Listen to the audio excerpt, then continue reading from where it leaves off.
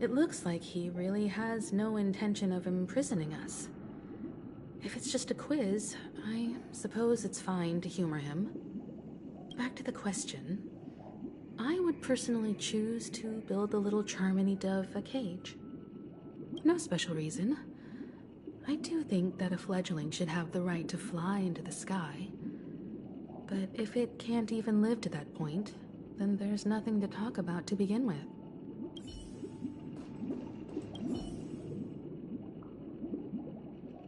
I can't decipher his intentions right now, but based solely on that question, I would probably choose to build that dove a cage. Even if I was gonna release it back into the sky, it'd have to be strong enough to fly first. If I left it where I found it, I fear it'd never get the chance to fly ever again.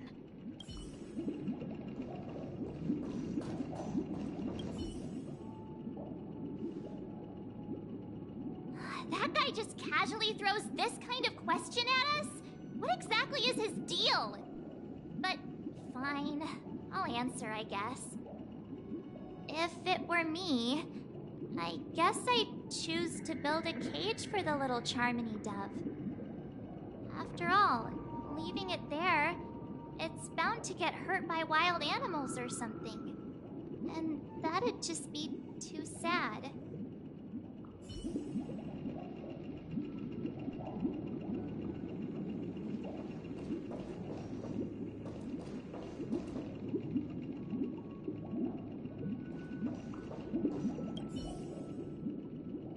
It looks like he really... Back to the question. No special reason.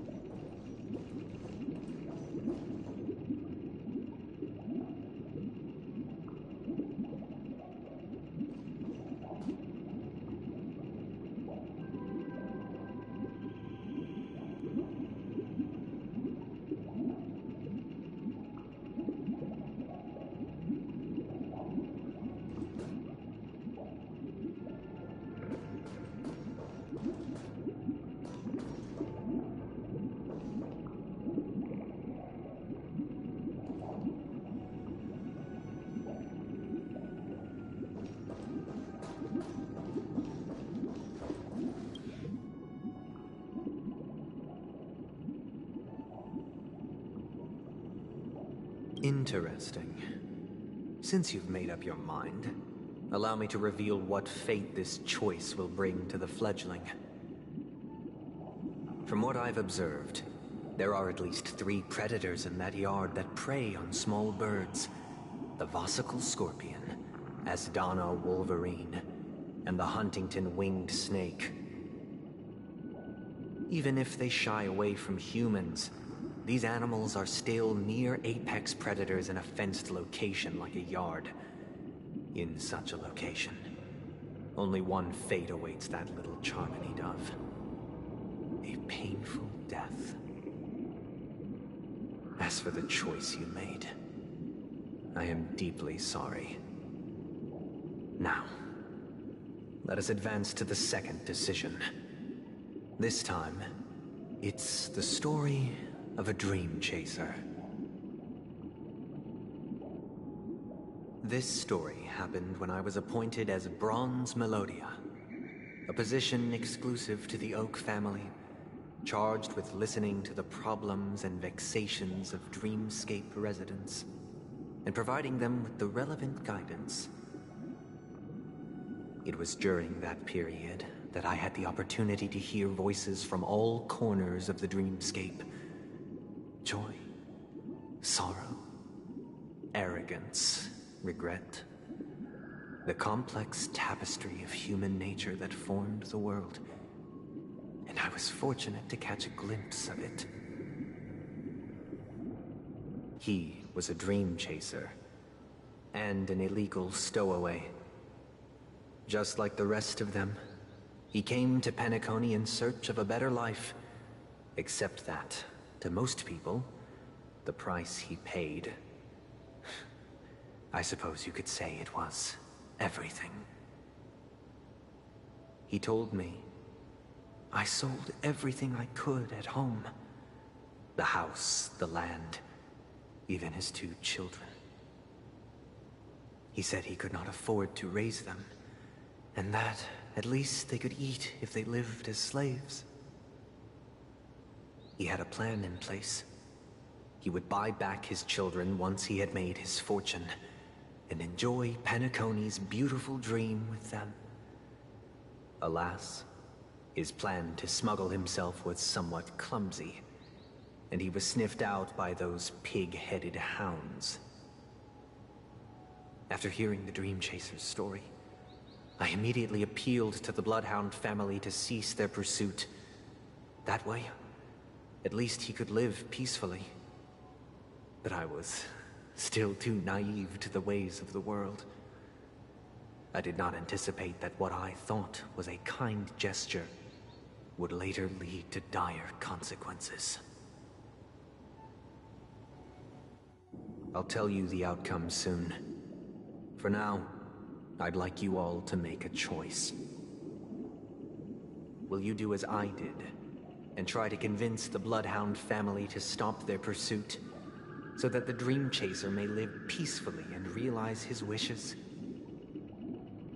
Or will you remain silent, leaving him to languish while the hounds are hot on his heels, until his inevitable judgment arrives?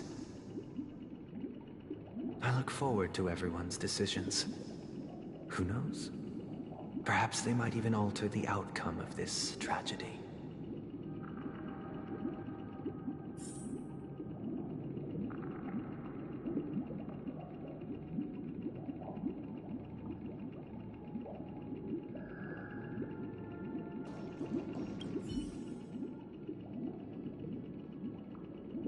A Dream Chaser story.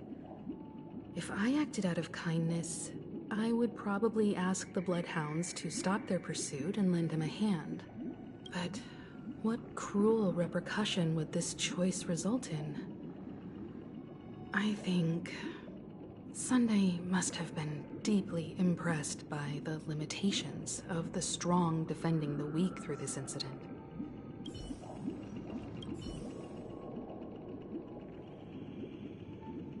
This question... Surely it has some connection to the baby bird story. And this connection is precisely the breakthrough Sunday aims to use to persuade us. I'd probably choose to ask the Bloodhounds to cease their pursuit.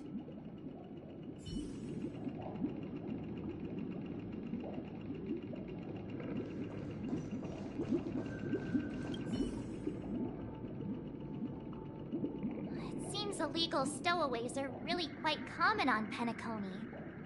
But that guy in the story, I don't think he deserves any sympathy at all.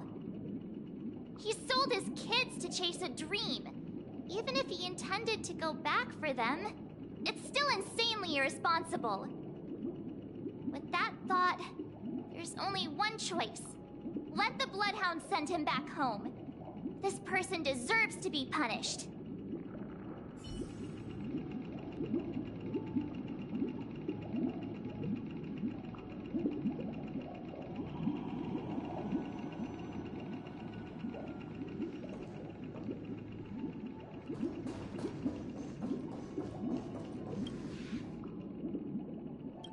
I'm honored to witness you arriving at the same decision.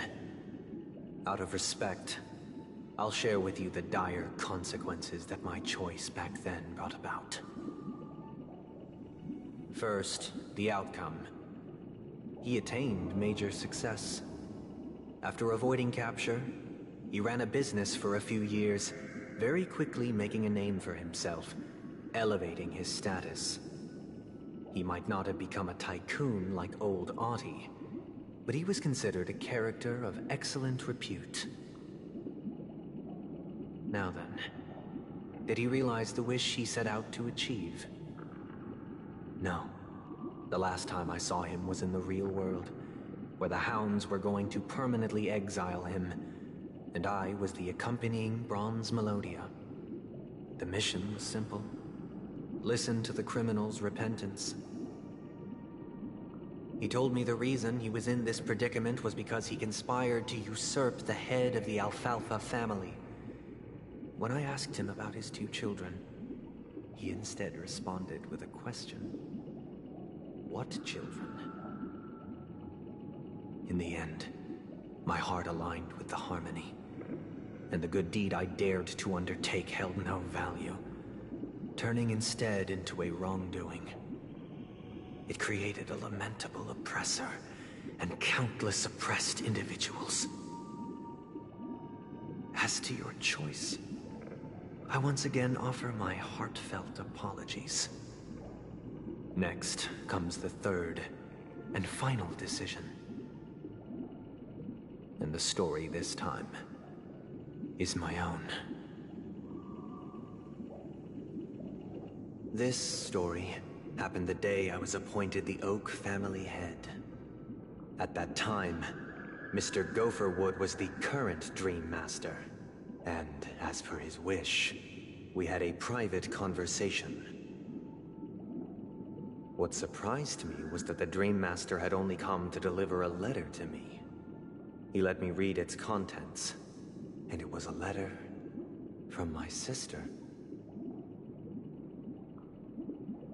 The letter contained the usual pleasantries, anecdotes from her travels, nothing out of the ordinary.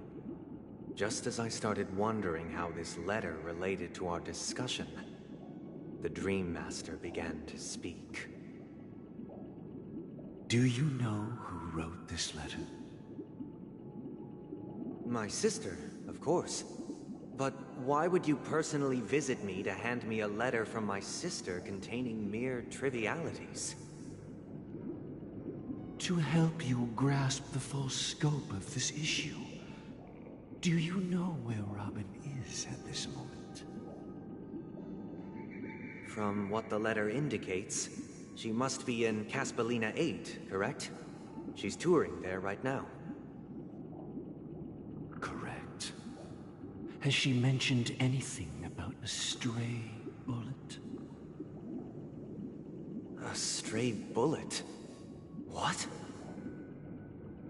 A war has broken out on that planet.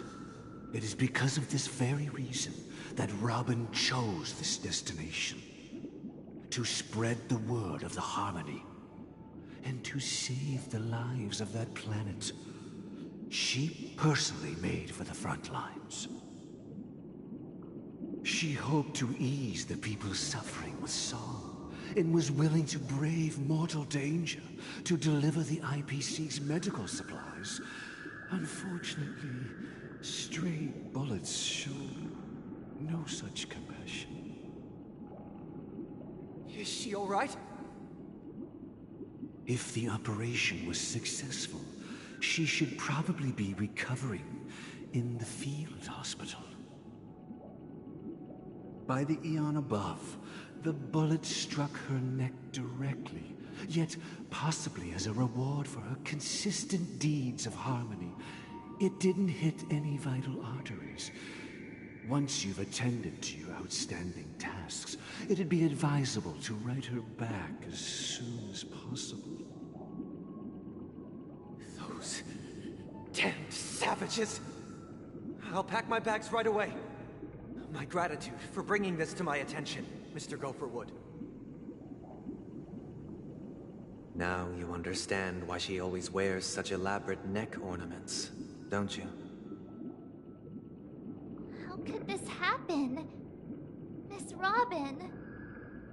It's all in the past, so please don't worry. I share this in the meager hope that you will understand the harmony's limitations and predicament.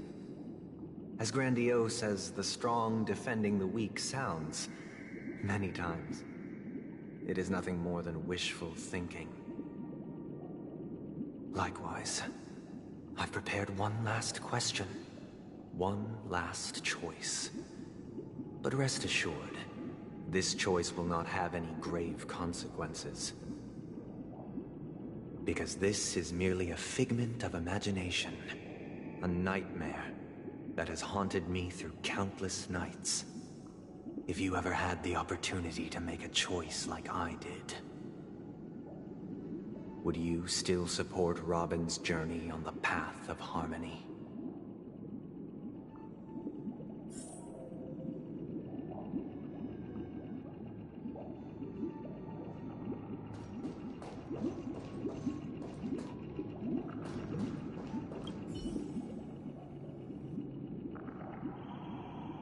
Miss Robin's courage is admirable. And here I was thinking she was just another superstar celebrity. But the fact that she's also Mr. Sunday's younger sister? No, I doubt he'd wish harm on his own flesh and blood, no matter how grand the ambition.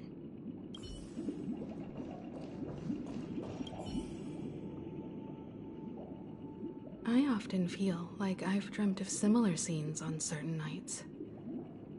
In the dream, I see blurry faces. I don't know who they are, but I sympathize with all of them, fighting for survival against some unfathomable force. Their confusion and fear are lucid to me, but I also remember they chose never to give up. Just like Miss Robin. If Mr. Sunday's question leaves you puzzled, you should find the answer from your own experiences. With each trailblaze, dangers and tribulations will surely follow. But would you ever back away? Would you stop March and Don Hung from reaching their next destination? I believe you have an answer of your own in your heart.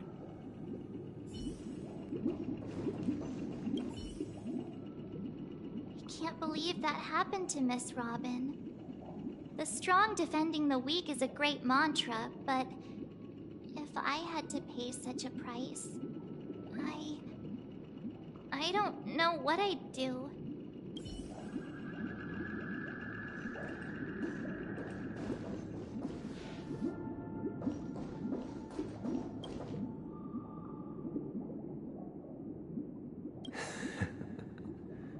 I see. I am now aware of everyone's stances. Raising these questions merely serves to illustrate one point. The plight of Penacony cannot be salvaged by the harmony. The true foundation for a sweet dream paradise can only be established through the order, where the strong govern the weak.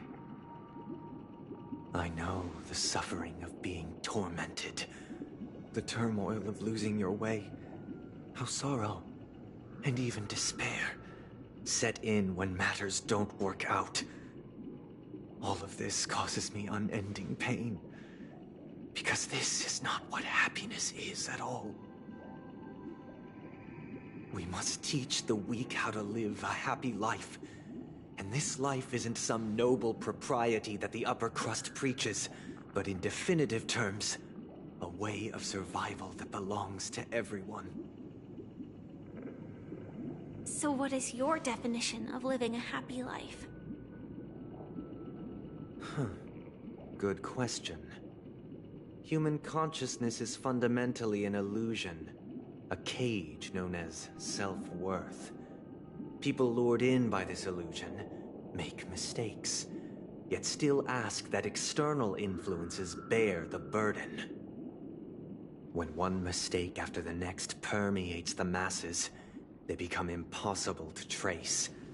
Thus, the amassing of these individual cages culminate to form a prison, a place dictated only by the rule of survival of the fittest. Nature is always accompanied by predation and sacrifice. Its antithesis is known as order. That is what I want to do. Unite people's happiness under the banner of order. They won't need to make bitter choices any longer, nor face the weaknesses of humanity. They can cast aside their primal instincts to build a haven for mankind. Simply describing thoughts is far too abstract, so allow me to provide a simple example. As you all may know, There are societal norms like weekends and long weekends that exist on some worlds. During these hard-earned rest days, people are given the chance to extricate themselves from the stresses of everyday life, allowing a certain tranquility to return to their souls. And it is only on these days that people do not have to adhere to the law where the strong prey on the weak. They can live out their lives happily during these brief intermissions. It's just a pity that 2 or 3 days are still too fleeting compared to the span of a lifetime. From where I stand, society's ideal system should be 7 rest days. Following Sunday, there should ensue a second, a third, and indeed an infinite procession of Sundays. This should be the face of the new world. Idyllic, eternal, peaceful days. And thus, every person can return to their base selves in this utopia. Some gaze in reverence at the stars, pouring their whole beings into calculating the distance between us and the isolated world of Pagana. Meanwhile, some seek refuge in quiet corners, holding one another, unencumbered by the chains of unwelcome obligations. There would be no need to bear the hardships of reality. Only in this way can humanity face the inevitable end with the purest of spirit, living a life of dignity. This is what it is to live in bliss. Miss Firefly, you who are stricken with entropy loss syndrome, you of all would surely understand this.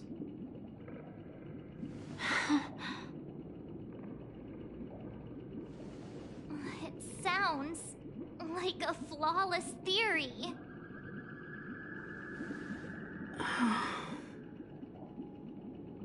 But what is the price to attain all this?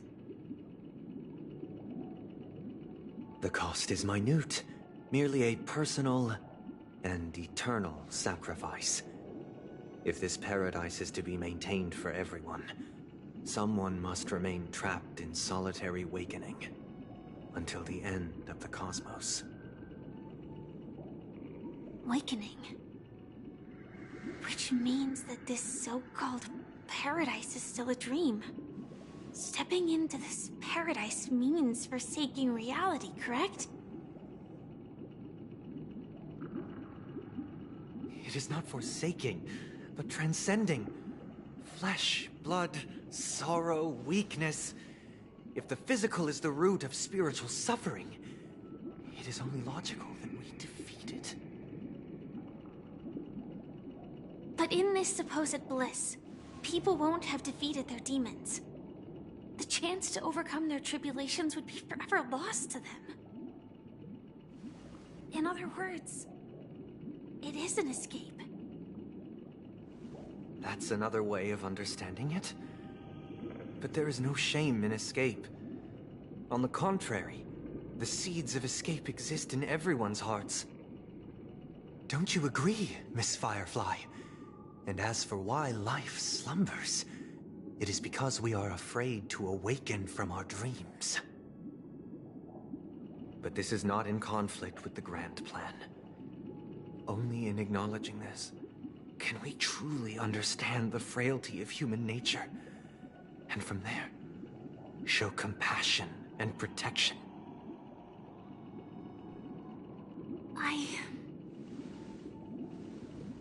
I admit that you are a born leader. Your perspective on humanity brims with pessimism. Yet you express compassion for all, even when your heart pities them. But unlike you, I live for the self. From my perspective, individuals making choices for themselves is their birthright. The want to escape may be innate in the weak. But whether they are weak or not, it is not up to another to decide. Perhaps in your mind, you also view me as weak?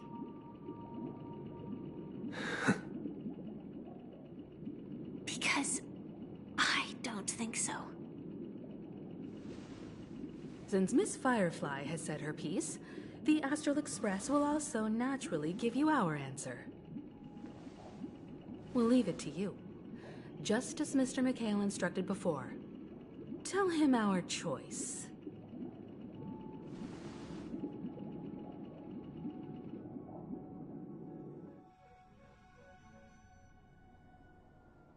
What is this place?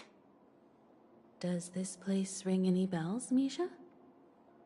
I don't know, but I feel a sense of déjà vu. What is this place? It's the realm within a dream bubble. This was left to the Astral Express by a nameless, but weirdly, when we entered it, it was completely empty. Dr. Edward from the Dreamscape sales store told me that dreams are formed from memories, and a dream bubble can't take shape if its core is empty. So I thought you might be able to help us in unraveling this mystery, Misha.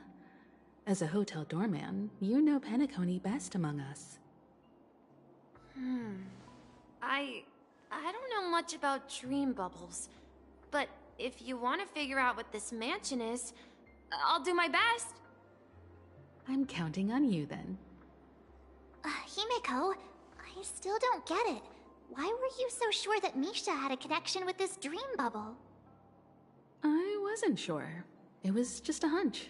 But since Misha feels familiar with this place, my hunch might be correct.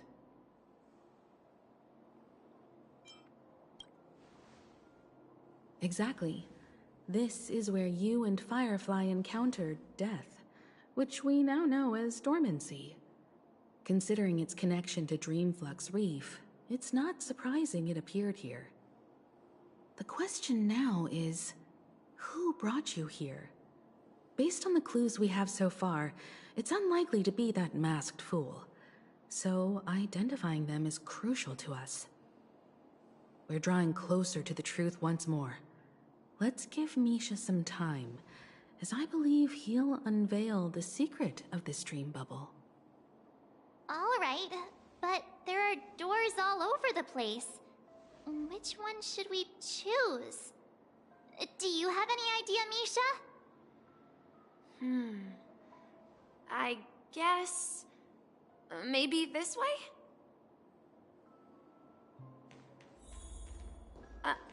I'm not entirely sure, but... let's... give it a try.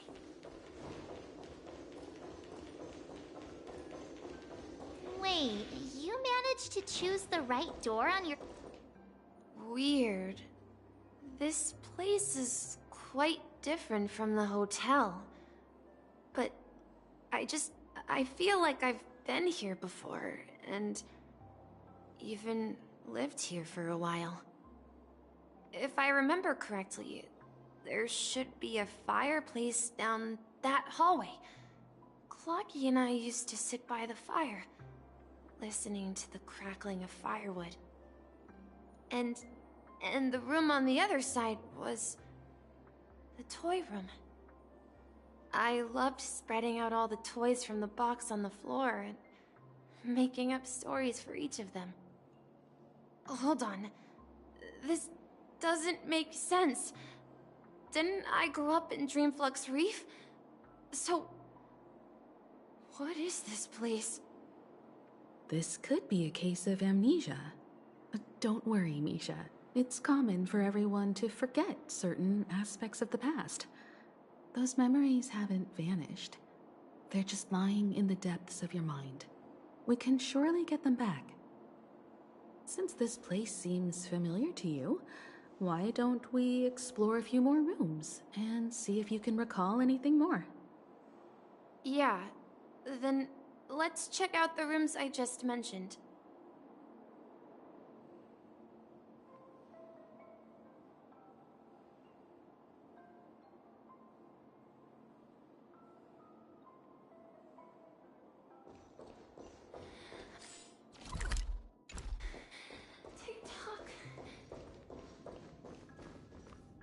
Mikhail, that's the name. Now we all know him as the Watchmaker. So, who is he talking to? Do you know anything about it, Misha? I'm sorry. I don't know much about the Watchmaker. But, Mikhail... Anything special about that name? Mikhail is Grandpa's name. Grandpa? Do you mean you're the Watchmaker's grandson? But we haven't heard anything about the Watchmaker having descendants. And the name Mikhail is not rare. Perhaps it's merely a coincidence. Could you tell us more about your grandpa, Mikhail? Yeah, sure.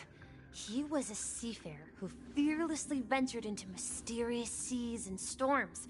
He was always on the sea and had lots of friends who accompanied him on his travels. He didn't want me to call him Grandpa because that would make him sound old. He believed he was still young. The name Mikhail was given to him by his parents, Mihaly and Elise, both renowned seafarers. Every time he came back, he'd share his logbook with me and tell me about his adventures at sea. I want to become a great adventurer, just like him.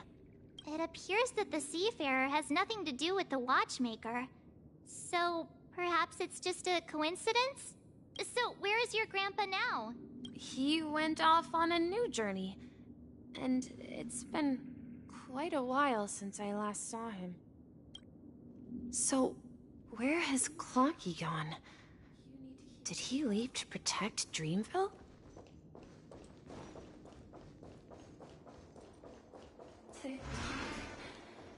Tik Tok. I heard some noises from the room. Origami Bird? That's a friend of mine. You and Origami Bird are friends? Yeah. It's a member of the Compass crew, just like Clocky and Miss Mirror. And there's more than just one Origami Bird. They are a big family with lots of brothers and sisters who look the same. They follow Miss Mirror's orders and handle all sorts of jobs on the ship. They're the best sailors. Sailors? Can Origami Birds be sailors? Could you tell us more about the compass, Misha? The Compass is a ship bound for the New World. Clocky and his partners travel through layers of fog to the depths of the sea. Whenever there is danger, Clocky will use a compass and guide the ship in the right direction. That's a great story. But in the Penacony cartoon, Clocky and his partners have always lived in Dreamville and never ventured out, right? Huh? Oh, that does seem to be the case. Weird. I clearly remember... Clocky arrived in the New World in the end. Perhaps Clocky has a hidden past. I think... I hear the sound of water.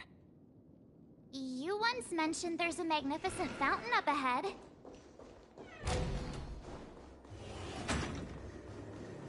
Look, there it is! The water resembles a precious jewel, embedded in the dreams of all seafarers. Every time I gaze at the shimmering lights beneath the waves, it feels as though I'm back in this place, standing by your side. Have you recalled anything, Misha? Yeah, I saw these sentences in Grandpa's logbook. He used to say that despite the perils of the sea, whenever he stood on the deck in the afternoon, overlooking the sparkling waves, he would think of this fountain in front of his house. He often said that those moments felt like returning to his family's side, and the difficulties at sea didn't seem quite as challenging. You know, I quite understand such sentiments.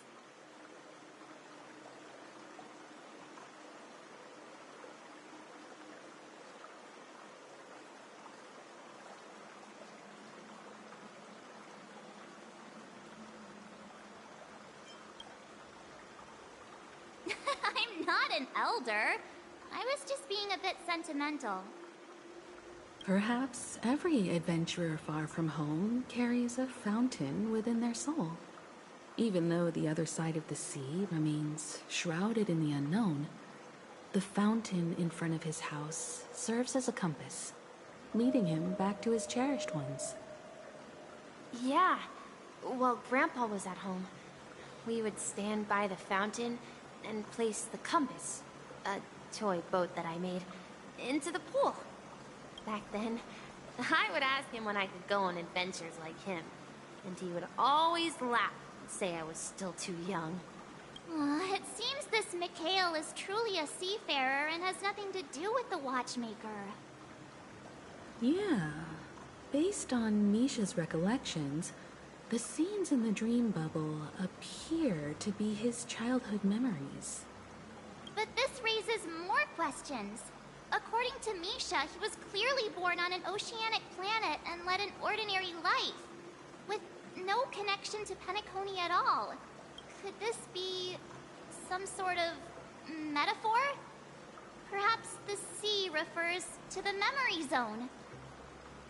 I'm sorry. I don't know, but my memories keep pouring out uncontrollably, like water flowing from a fountain. Perhaps I'll remember more things if we go further.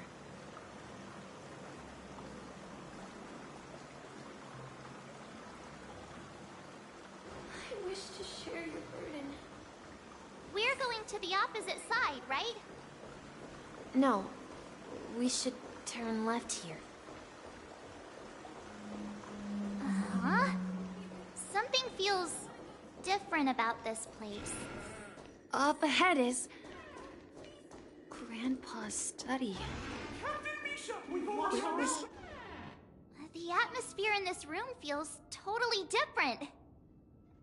Misha! You finally come!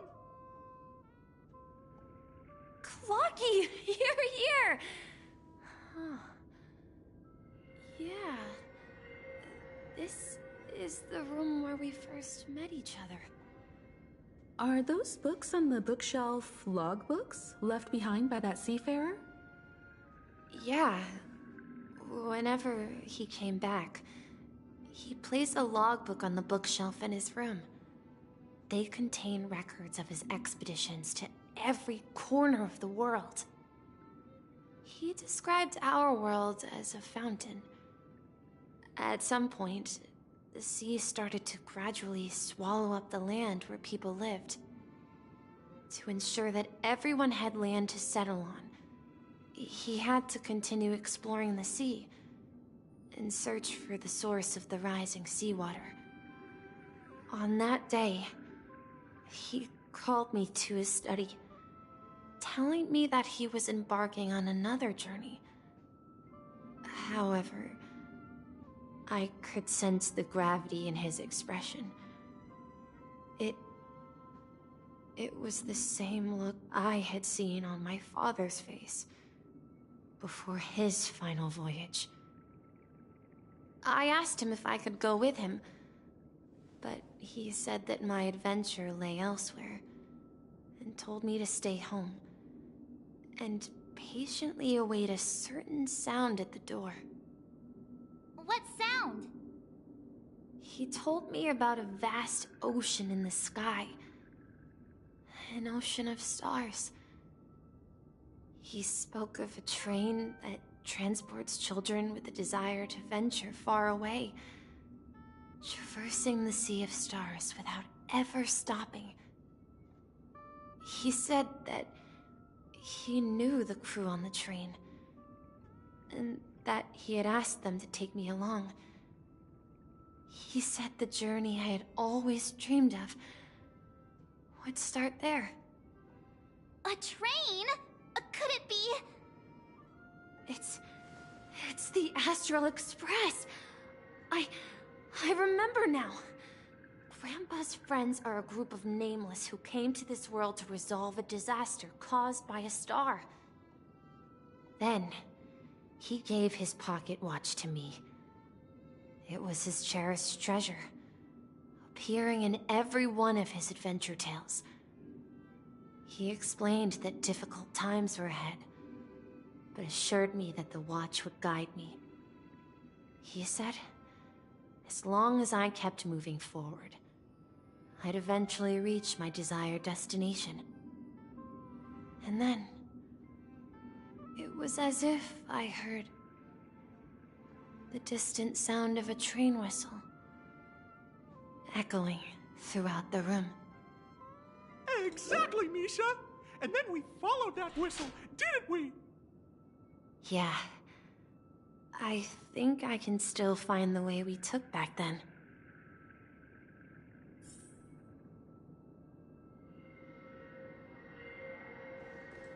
This is the dream jigsaw, right? So we're... Do you remember? You said you obtained a mysterious shard when you stumbled into this place. Hey, the shape seems to match. So this shard is also connected to Misha? Looks like we're just one step from revealing the truth. Let's get to the other side and investigate.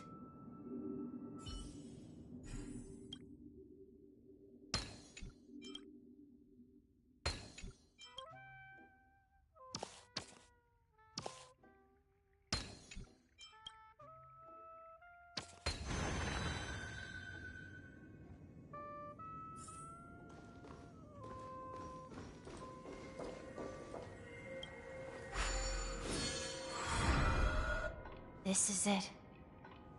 This is my room of clocks. While I spent my time waiting for Grandpa to return from his voyage, Walter gave me this workshop, and it became my secret base. Here, I learned how to repair clockwork and gears out of my fondness of precision mechanics. In my dreams, I was the captain of the compass, embarking on adventures with my companions, Clocky and Miss Mirror, in search of the new world. I was born and raised here. So, this building in the dream bubble is your childhood home? Yes, but not exactly. To be more precise, this dream bubble itself is my home. Looks like you've remembered everything now. Wait. Why does it feel like everyone else knows something I don't?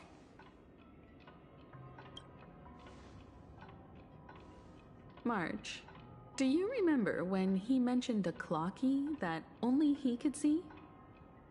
Yeah, the little guy here, right? But we all saw him in Dreamflux Reef, right? And Mr. Yang even greeted him. Looks like everyone on the Astral Express has a childlike spirit. The answer lies in the Astral Express. His experience shows that neither Firefly nor Acheron can see this clocky. And when we were in Dreamflux Reef, you may have noticed that for some reason, nobody outside of the crew had ever talked with Clocky.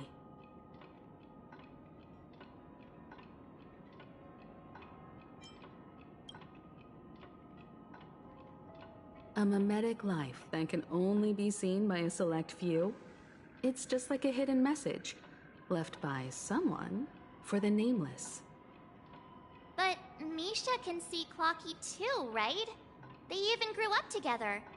But Misha hasn't started the way of the Trailblaze yet. That's the key to the mystery, March. Now take a moment to recall. Have you ever seen anyone outside of the crew interact with Misha? Wait. No way! That's the answer, March 7th. This dream bubble is the place where I was born. And I'm a dweller in this dream. Just like a memory zone meme. I should have stayed here and waited for you. But when reality and memories merged, I unconsciously pushed open that door and left the bubble with Clocky. So it's not that the Watchmaker's dream bubble is empty, but rather the stuff inside ran away? And the whistle you heard was the sound of the express arriving at Penacony? That's one way to see it, but I believe there's a longer story behind all this. It's best for Misha himself to explain all the details. How about we start with your name?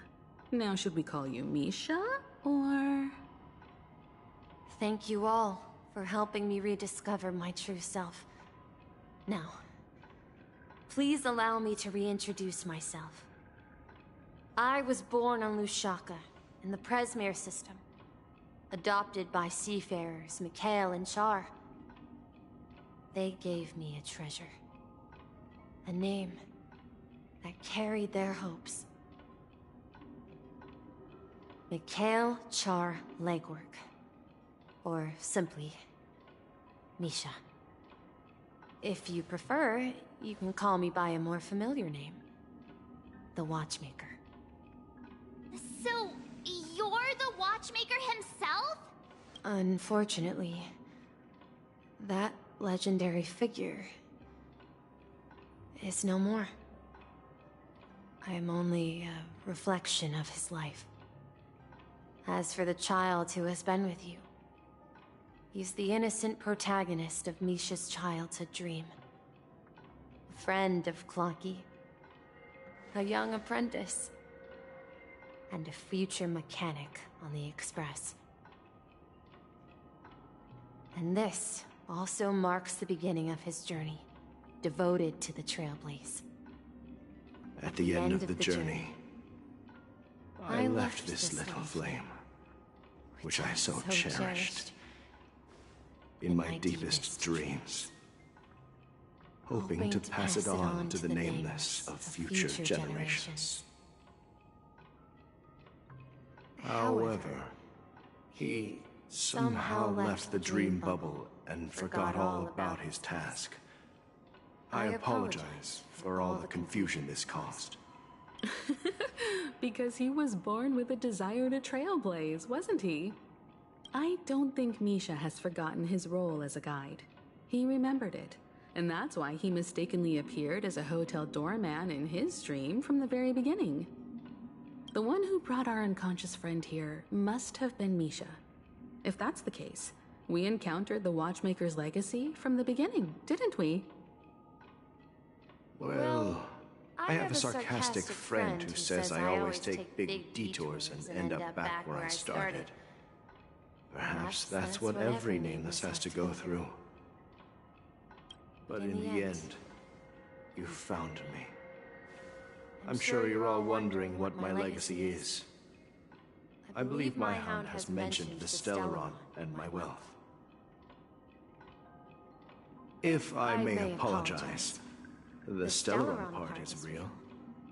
As for my wealth, however, it's nothing more than a baseless rumor. I left my homeland as a child and embarked on the journey of Trailblaze. I traveled to various planets until finally reaching Asdana, where my friends and I built the original Penacony and fought for its future ever since. I've been moving forward all my life, doing what I could to overcome the obstacles in my path. But ultimately, my journey reached its end, and I left behind no possessions worth entrusting. So, if you ask what's left within this worn-out train engine that can be called a legacy, I suppose it's the things that are still burning in the engine's furnace. Now that you're well aware of the current situation of Penacony, I certainly hope that you'll help me get this world back on track. But I'll leave that decision to you, for the path of Trailblaze is never paved by others. All I have for you is a story and 2 gifts. I want to give you my pocket watch. It has accompanied me throughout my long journey, guiding that naive child forward, and has been blessed with the presence of so many great people up to this day. And my hat, too. The one who navigated for me placed it on my head and planted a fanciful thought in my mind. The trailblazing expedition will never end. Now, it's time for you to make your choice. Once you've made up your mind, open that door and enter the long dream of an old man. I'll be waiting for you at the end of this corridor of time. All right, everyone. Let's make a decision. Although I don't think anyone will have any objections.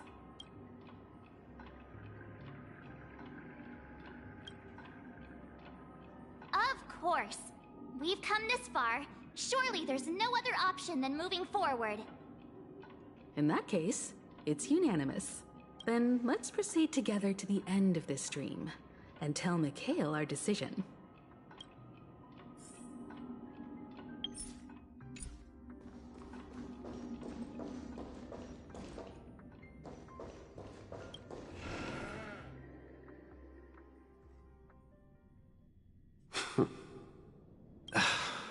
Mikhail, where are you going?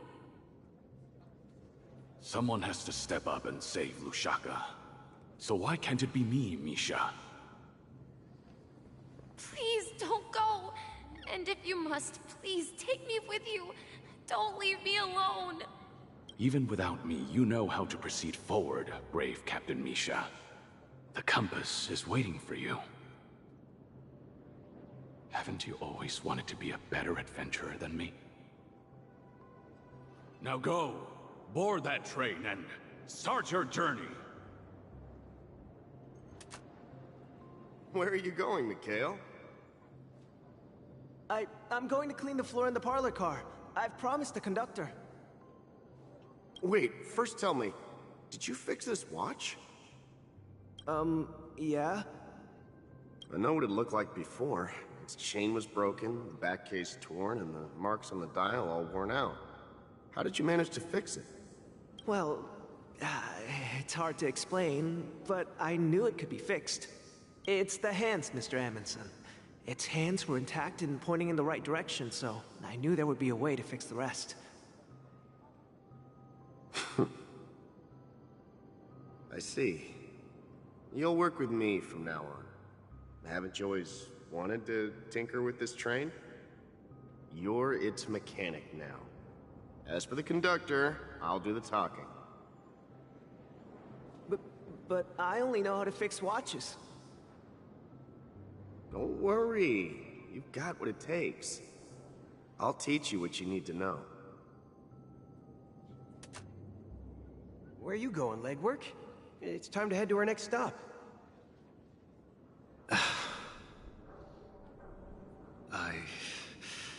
I'm staying in Astana with Rosalina and Tiernan. I see. This place reminds you of home. The people of Astana have only achieved a tiny victory, and still have a long way to go towards true freedom. Hanunu needs us. Don't worry, not all journeys lead to the stars.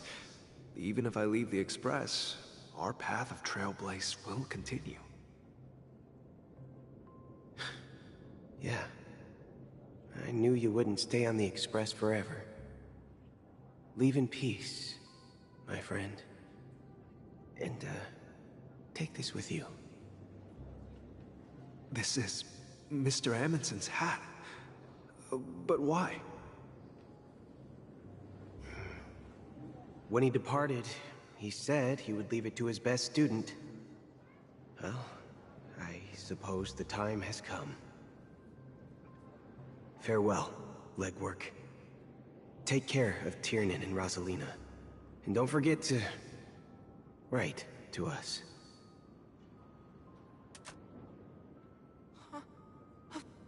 Where are you going, Watchmaker? Don't worry, Micah. Just going on a little trip.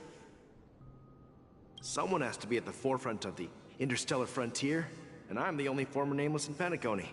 So why can't it be me? Because you're all we have! Have you forgotten about Tiernan? The cosmos is way more dangerous now. What will happen to Penacony if we lose you too? But what will happen to Penacony if we don't find a way out? Ah, Tiernan. How could I ever forget him? I've spent countless sleepless nights asking myself why I didn't go with him back then. We Nameless won't stop. Don't worry, Micah. It's just a matter of getting back to my old profession. Just wait for me to come back. But if, and it's a big if I don't come back in one piece, then you'll become the next Watchmaker. Where are you going, old man? Oh, you're here. Answer my question. What are you up to? Relax, Gallagher. I just came up with a great idea. Wanna hear it? Oh, come on. Aren't all your ideas just ways to get yourself killed? I may be blunt here, but you're the last remaining hero in Penacony. If you die too, the secret of the Stellaron will go to the grave with you. Yes. I'm afraid there's no way out in Penacony, so I'll have to consider alternatives beyond Asdana. We'll organize a festival using the Watchmaker's legacy as a facade, and send invitations to the entire cosmos to gather people here. So, a desperate struggle against the family? Desperate?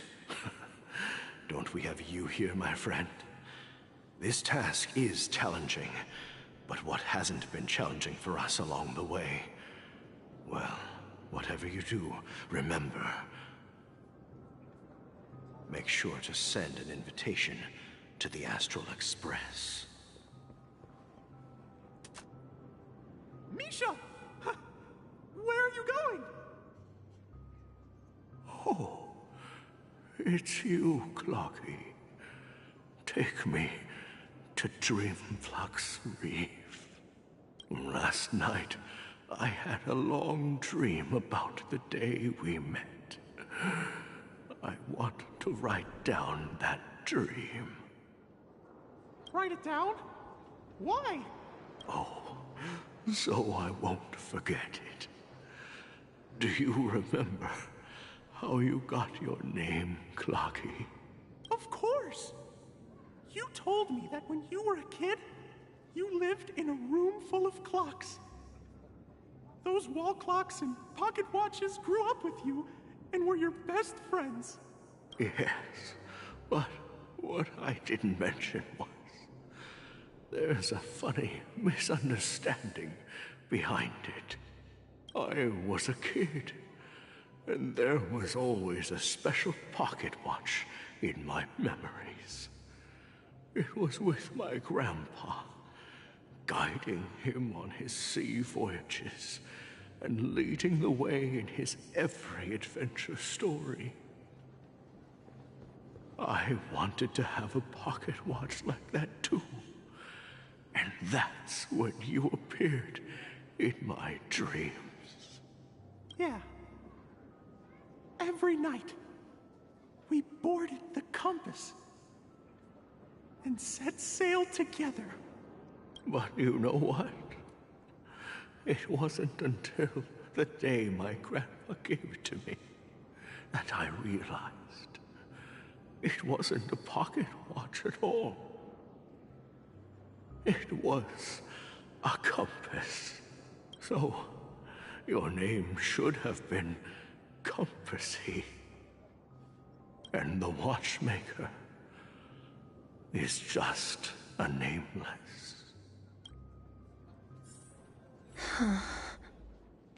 We've arrived at Dreamflux Reef. So, where to next? You know, Clocky, I don't think I'll be going anywhere else.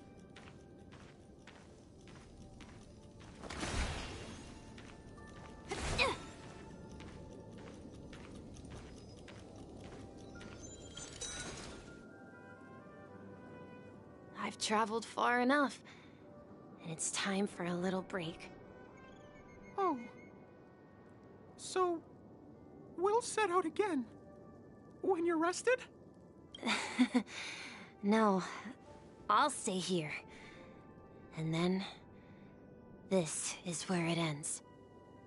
This is... where it ends? What do you mean, Misha? You told me that the trailblazing expedition would never end. Yeah, that's what I said. So now, it's up to you to decide your next destination. My next destination?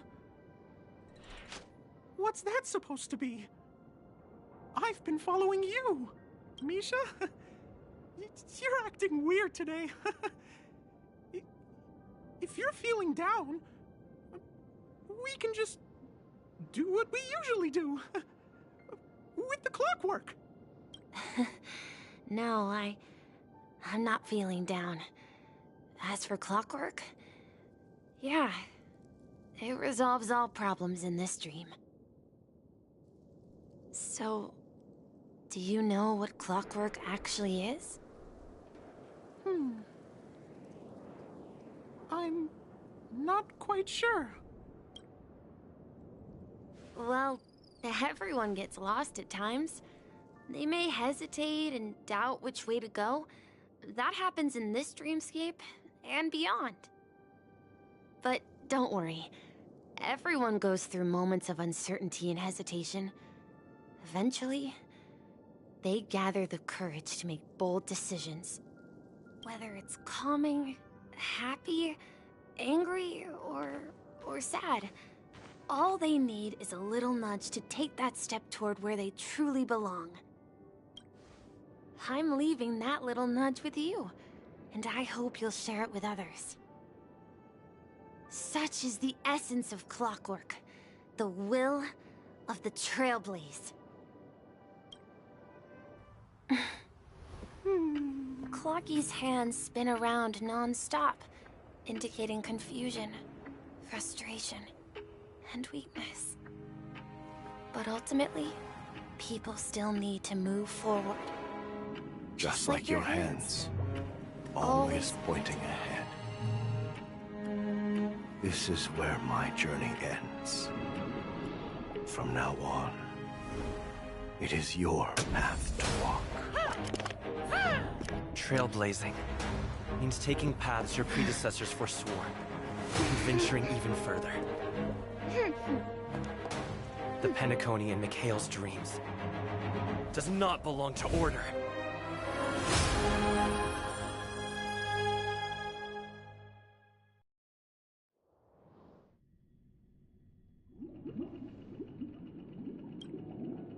I can't believe that Eon would cast a glance at Penacony at a time like this. Is it because of the resonance from the legacy of the Trailblaze? Or perhaps the bond between you is so strong that it even impresses an Eon? Well, there might be another possibility. Perhaps they want to witness, on behalf of the fallen Eons, who will hold the future of Penacony. If that's the case, on behalf of the Dream Master of Penacony and the 107,336 members of the Oak family, I'm extending a formal invitation to all of you. I'm cordially inviting you all to the Penacony Grand Theater to participate in the upcoming Charmony Festival. And, of course, you won't be in the audience, but on center stage. Since the future of the Stellaron, Penacony, and even the entire cosmos is at stake, let's draw a conclusion there, in all fairness.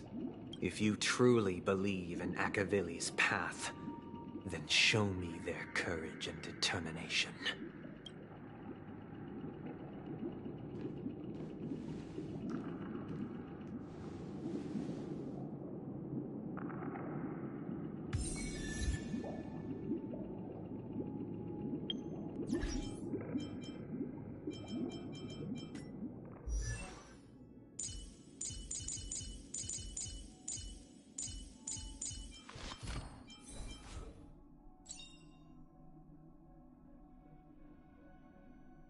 Unknown to each other, yet united in purpose.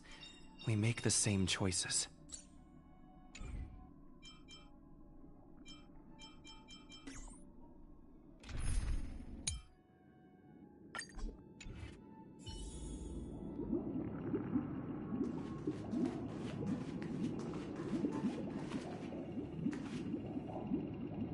Does that mean he wants to fight us during the Charmony Festival? I'm afraid so. This is weird. Aren't Arc villains usually plotting some dirty conspiracy in the end? But he actually said something like, "In all fairness." Could it be that he's underestimating us?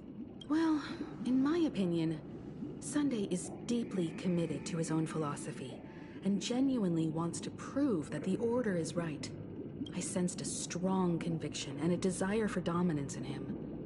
Maybe he won't accept the outcome unless he wins fair and square. That's why he'll give it his all in the upcoming battle. Yeah, you're right. We've even dealt with a Lord Ravager of the Destruction, so a follower of the Order won't be a big deal. Anyway, we can't leave the Stellaron unchecked. This is about trailblazing a bright future for Penacony and fulfilling Mikhail's and his predecessors' long-cherished wishes. Now that we've taken up the mantle, we can't afford to fail them. However, the same applies to the Order. Their plan didn't materialize overnight, and they have the profound collective consciousness of the planet of festivities behind them. A desire to dream, to slumber and escape reality. All those hidden emotions have given birth to the sweet dream of the Order. They've harnessed the will of an entire planet to create an Eon. This confrontation is far more complicated than a simple power struggle. To secure Penacony's future, fighting on the stage alone is not enough. What do you mean? Are you not coming with us? I believe Firefly is trying to say that she's heading off to another battle.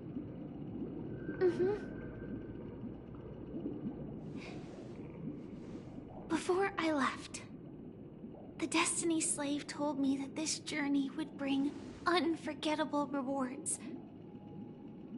Even though the script he gave me only had a few lines, I couldn't ignore them. Because one of the lines said, "I'll experience death 3 times in the land of the dreams." 3 times? This can't be serious, right? The first time was a painful death when I was stabbed by the Blade of Dormancy, which led to all subsequent events. The script will always come true, but in a way that will only be revealed when that page is turned. So now I've understood the meaning of my second death. And I am prepared to face it. If all goes well, my efforts will provide crucial support for you. Only by achieving victory in this battle can we secure a future for Penacony. And only then, my third and final death won't come true in the most terrible form. The most terrible form? Does that mean... The true death. Where everyone in Penacony loses themselves completely in the eternal sweet dream of the Order. We must do everything we can to prevent that. Have you made up your mind, Firefly? Yes. Otherwise, I wouldn't be here. Thank you again for your assistance for the Astral Express. May we meet again, in reality. Yeah. Farewell, everyone. May your trailblazing expedition never end.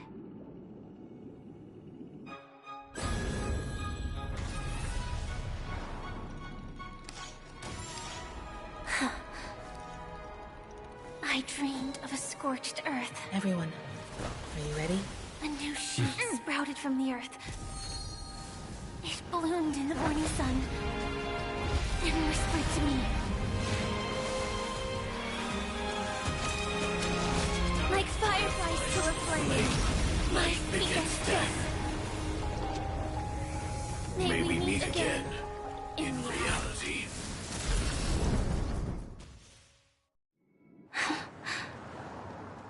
After today, Japella's name will disappear from cosmic history, and the Everflame Mansion will take its place. In the not-too-distant future, you'll receive an invitation. That's your next stop. Land of the dreams. Penacony. I hope you find whatever you seek there. Be it answers or salvation. You mean my 3 deaths? Silverwolf told me about it. It's such a shame that it's not part of my script. Well, I want to live. I'm never afraid of death. The opposite of death is eternal life, and that's something I'll never desire. People die, and I am no exception. Death is like a script, a fate that cannot be defied. But that's exactly why we have to choose where we want to rest forever. Do you exist just to perish? Are you not the same, Blade? The end you desire is not one dictated by others. If I were to die now, I would only be a weapon. I believe I should die as a human. Though its definition escapes me, isn't this the answer that ordinary people look for their whole lives? A name that can be carved onto their tombstone. The tombstone that belongs to me once bore the inscription, Glamoth's Iron Cavalry. Then it changed to Stellaron Hunter. But one day, it will bear the name Firefly. And all the brilliance she showed at the end of her life.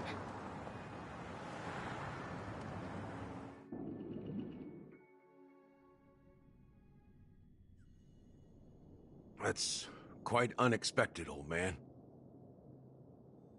Who would have thought your crazy plan would actually work?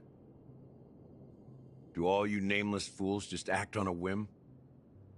I can sense that this false sweet dream is coming to an end. The Nameless may be young, but they had the ability to achieve this goal. Just like you did in your time. It's a shame you won't be able to see it firsthand. Maybe I won't either. Once something fictional is seen through, it ceases to exist. Yeah, not just those Nameless. Even Mr. Wings is just like you. Stubborn, won't listen or give up, no matter what. Well, Fate is unpredictable, I guess. If we weren't bound by those cursed paths, maybe we could have had some good talks. But in the end, we managed to do it. And now we can find solace. Remember how those idiots cursed us? They said, "Go to hell, you worthless traitors." Well, I don't know if they really meant it, but if longing for freedom means going to hell, then I'll be joining you soon, you old fool. Let's get together and have supper again in hell. Oh, I almost forgot. There's one more thing. Here's to you. A glass of hello and goodbye, Trailblazer. To the imperfect tomorrow.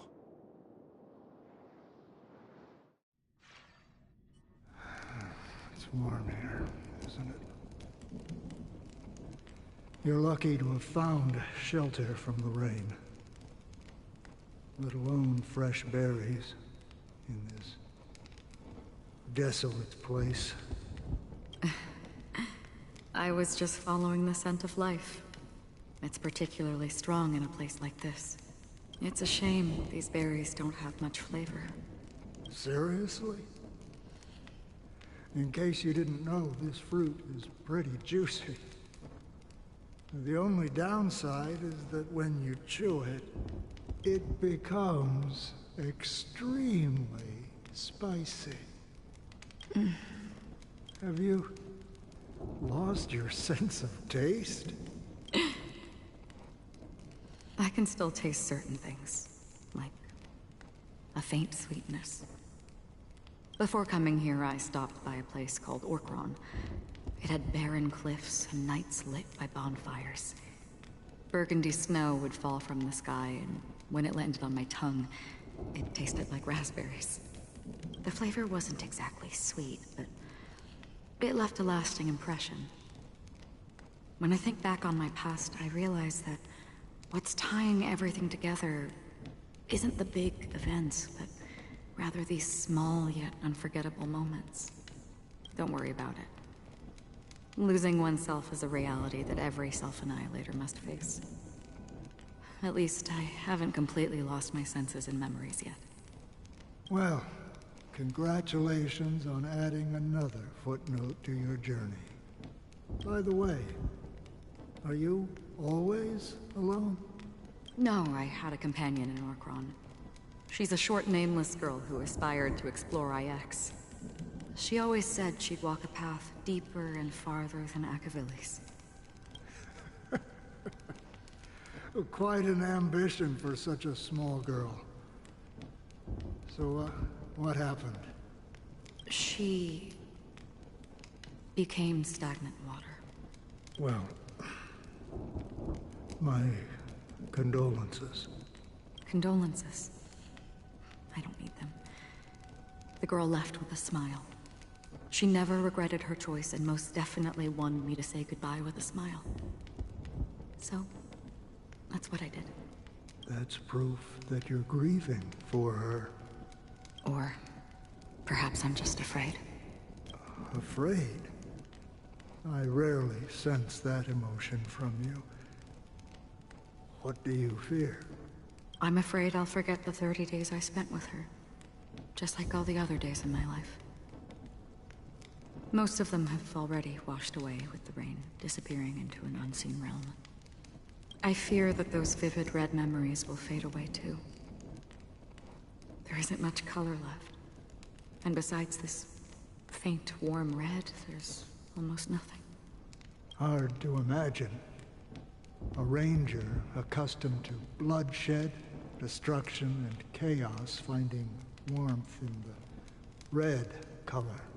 Because I have experienced this warmth many times. Long ago, I promised someone that I'd bring it to more people. And that for every remaining moment of my life, I'd strive for a better ending for all. As long as this red color still lingers, I have a chance to fulfill that promise. It represents A burning fire, a blooming flower, the berries in this cave, and life itself. Fleeting, yet still dazzling. In the end, it will lead me beyond the horizon of existence. And on the other side, I will cut off nihility. The one blessed by the sleeping and shapeless is considering how to kill them. That's truly pure nihility. But you're right about one thing. After spending so much time near this stagnant water, only when I look at this vibrant red fire do I realize that I'm still alive. When will this rain ever stop? Perhaps when the sorrows of the departed have finally quieted down.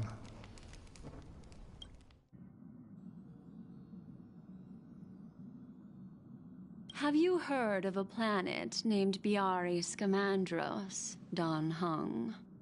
It's one of the paradises under the influence of the Harmony, a sought-after wonderland for the inhabitants of the Dardanum Major and Minor systems. Half an Amber era ago, the family held an unprecedented festival there. And after that, everyone on the planet became part of the family. Do you think the same thing will happen on Penacony? Yes. Or how else can we explain it? The family deliberately used the Watchmaker's invitation to keep all the Pathstriders here, but banished the Emanator of the Nihility. Because of the Nihility, I'm rarely affected by the power of other paths, but somehow I can unconsciously infiltrate them. Maybe that's the risk they're trying to avoid. I would disagree. Biaris is not part of the credit system or connected to the Silver Rail. It's nothing more than a remote civilization sheltered by the Harmony. But Penacony is different.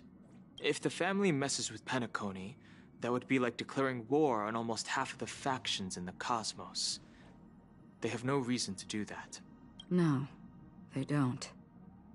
If they truly serve the Harmony, that is. What do you mean? The path in Penacony is impure. The Harmony here has impurities. Do you remember the Ancient Swarm disaster? Tazerond, the propagation, brought endless havoc to the universe, and it eventually evolved into a fierce battle among all eons. 2 paths lost their eons in that war. The propagation and the order. Coincidentally, their downfall is related to a certain eon. Shipe, the Harmony. Legend has it that they participated in the crusade against the Imperator Insectorum, and devoured Anna the Order for unknown reasons.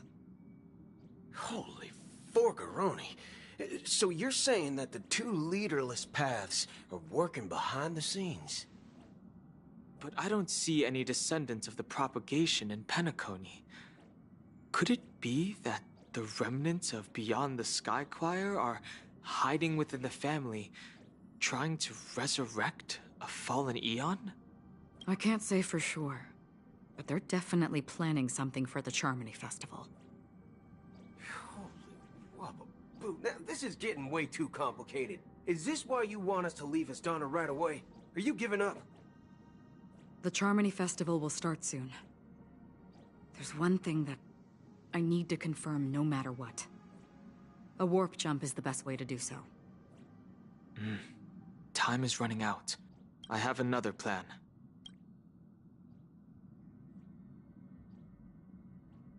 Hold on. Are you thinking of using the Jade Abacus of Allying Oath? Exactly. The assistance from the Lawful Cloud Knights would be enough. Think it over carefully. You can only use that once in your lifetime. I have considered it thoroughly. My companions are... they're also once-in-a-lifetime treasures.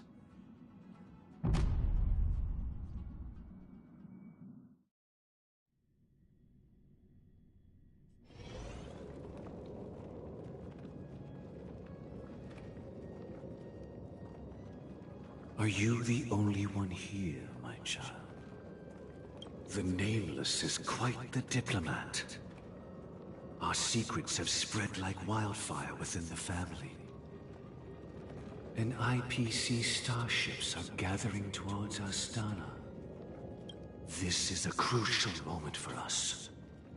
So, where is the Chosen One who harmonizes the varied sounds?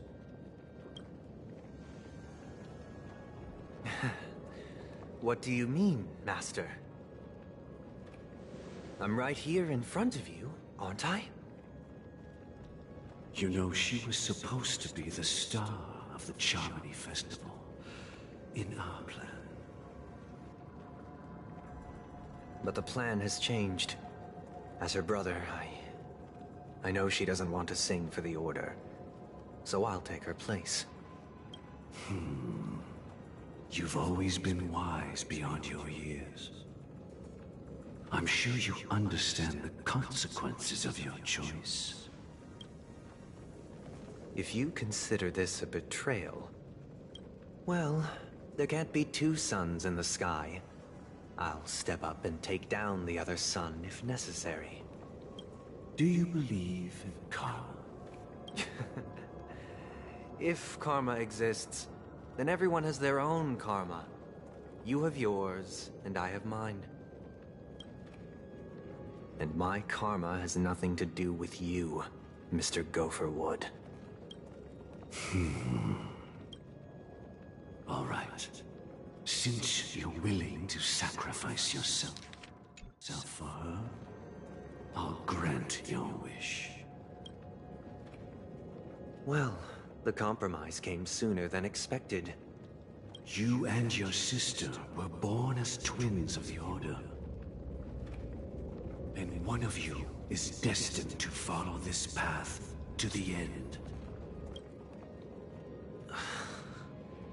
Is this part of your plan? Of course. You're still as clever as you were when you were a child. The opening is near. Go, my child. Seize the power of the Harmony and reveal your karma. I have one final question, Master. Why did you choose to bring the Order to Penacony? Wouldn't it have been better to choose a desperate world instead of a city filled with hope and dreams? Why? It's for justice, my child. If we lose justice in our hearts, we'll make the same mistake as the Harmony did. So, it's not you who manipulates the dreamscape with the Stellaron, but... Well, that's where our conversation ends. Go ahead. The 107,336 souls of the Oak family have dreamed of this moment too many times.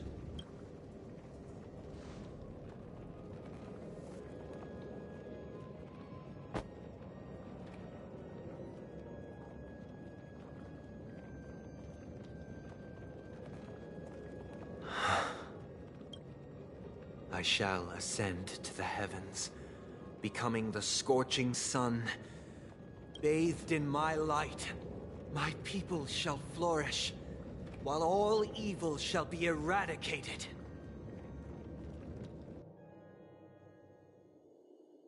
This is the interior of the Penacony Grand Theater. It's quite exhilarating to be flushed into the air by Soulglad. But why is the venue still closed when the Charmony Festival is about to start? And not only that, the entire theater is eerily quiet. No audience, no staff. No one around.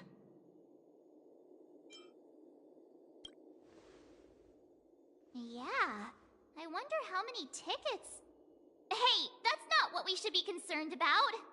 Let's explore around. Be careful, everyone.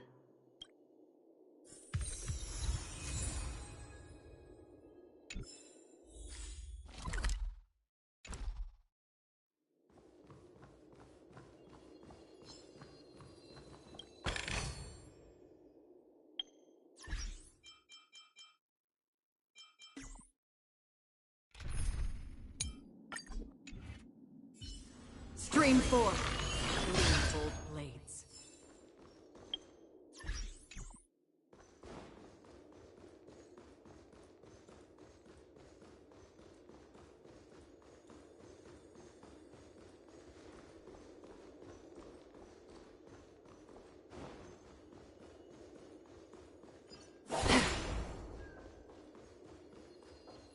Gosh, the atmosphere here is so creepy and unsettling. Even if there's no audience yet, there should be some staff around. Why is it so silent?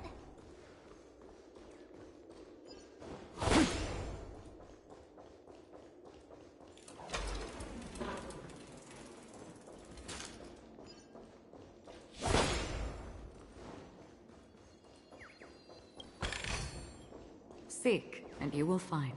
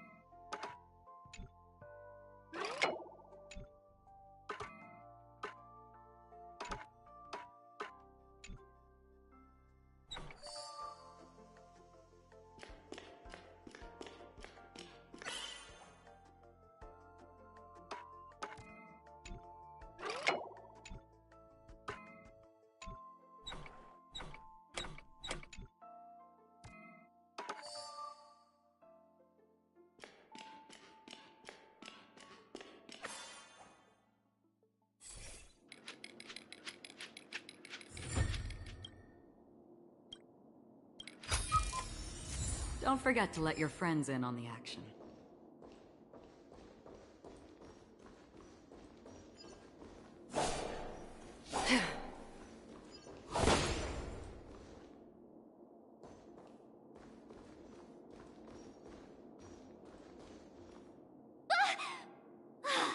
Yikes! They scared the life out of me! Why are there so many puppets at the ticket office?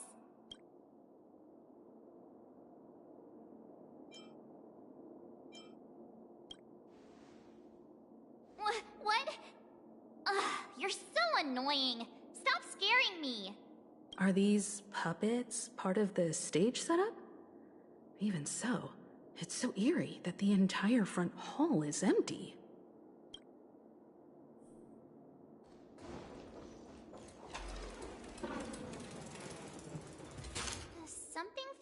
Ah, we're in the right place, right? There's no other grand theater in the dreamscape. So Sunday's messing with us? He said we'd have a final showdown on the stage, but why is there no one here? My apologies for the delay, March 7th. You scared me! Where are you now? I'm waiting for you behind the curtain. Following the Asdana tradition, I invite you to enjoy a stage play in 3 acts before the festival begins. History is a mirror reflecting the universe's true essence.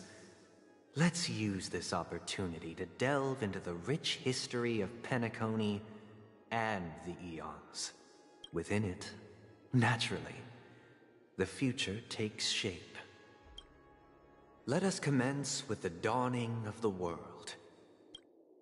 After the Dusk Wars, darkness veiled the sky, and chaos consumed the earth. Enna the Order emerged, destined to restore all existence. That marked the first day.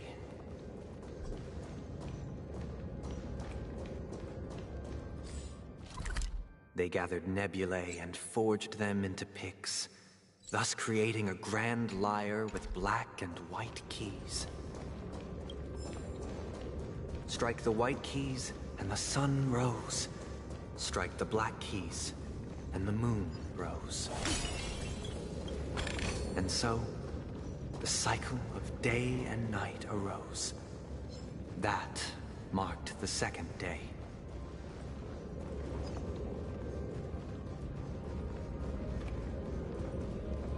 The puppets are gathering around the frame. Are they expecting us to enter it?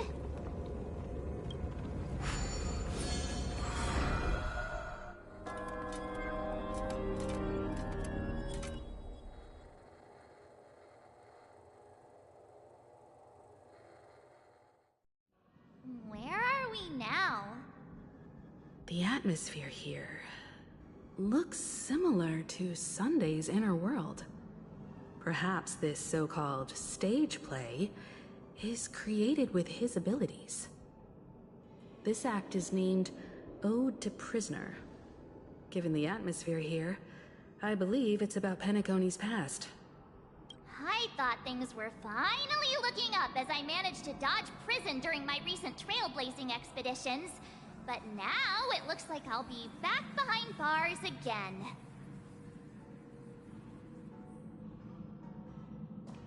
I genuinely wish to avoid a violent clash with my esteemed guests from afar.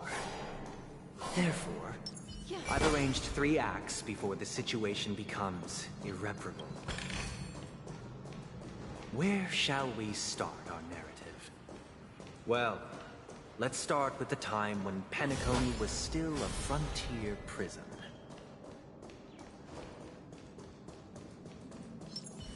Stream forth, gleam of old blades. Huh.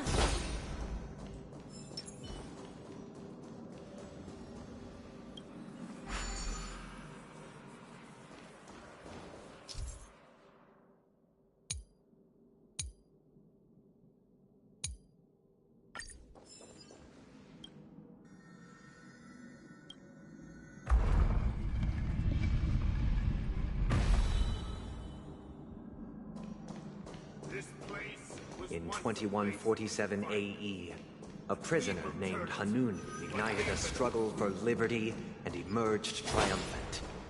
IPC referred to it as the War of the Frontier, while the Asdanians dubbed it the War of Independence.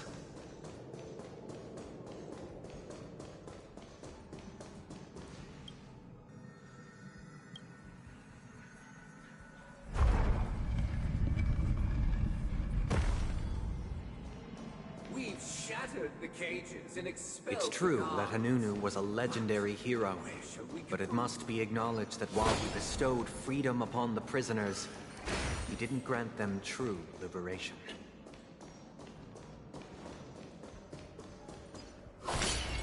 Thank you for staying here, honorable travelers. The three nameless stayed on the planet, endeavoring to spread the tenets of Trailblaze throughout the frontier prison. Alas, their efforts proved futile.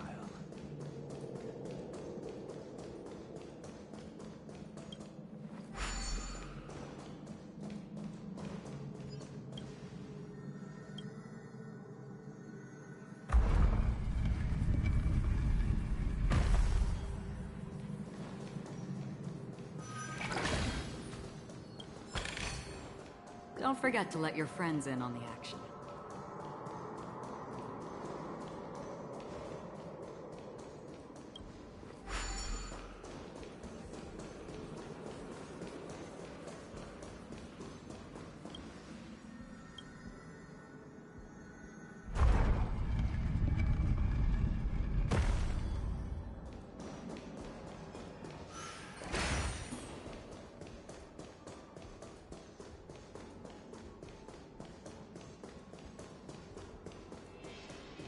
Stream forth, gleam bold blades.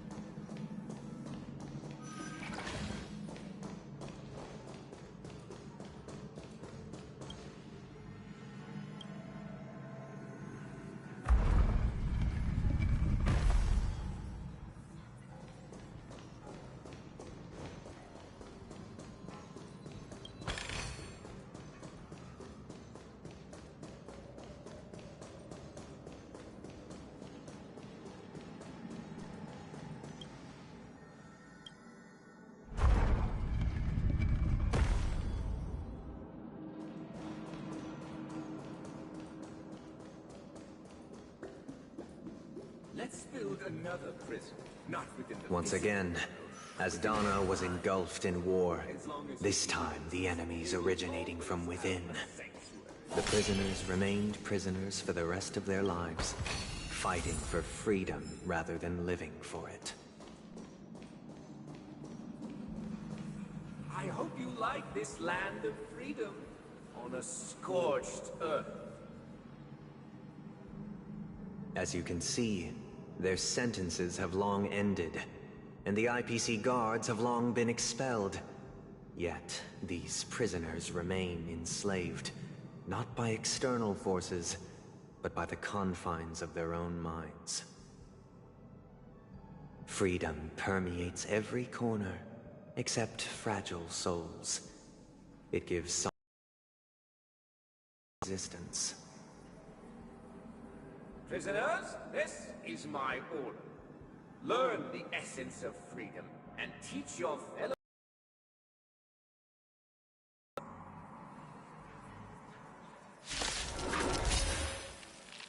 Hey! Why do we have to fight while enjoying the show? For I desire not only your enjoyment, but also your assistance in its completion. It's on me. Destiny isn't chosen. Stand still.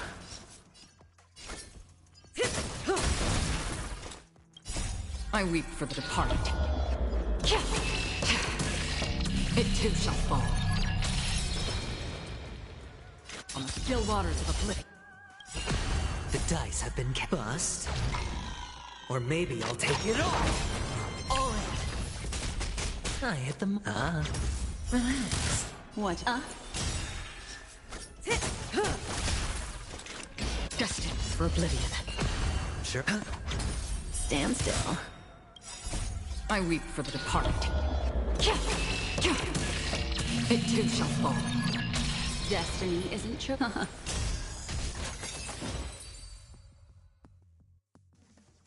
No one can restrain you anymore.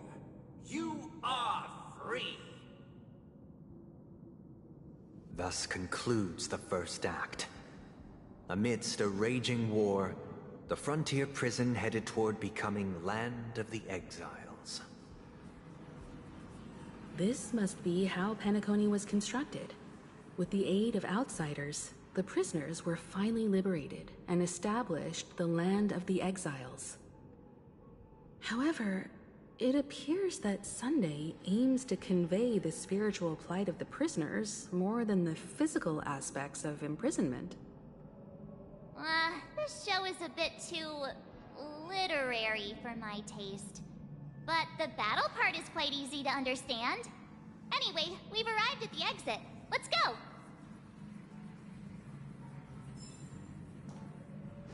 These puppets... Where are they guiding us this time?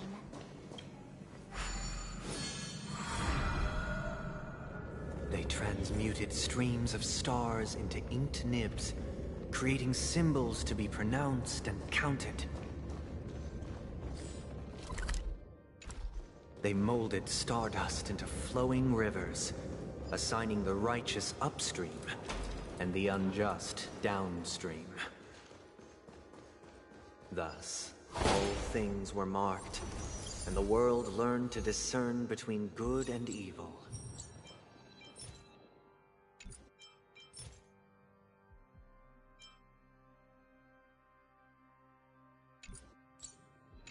That marked the third and fourth days. And you will find.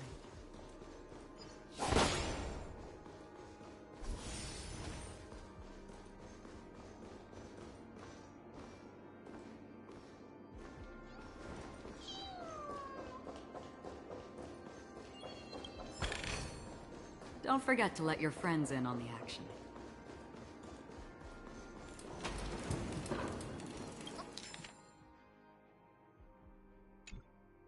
Look, another frame! Seek, and you will find.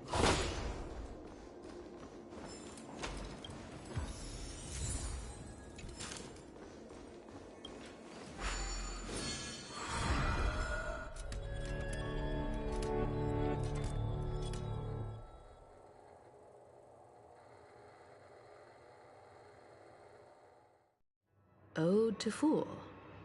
This must be the second act. The surroundings are different from before. The stage decorations look a bit tidier now.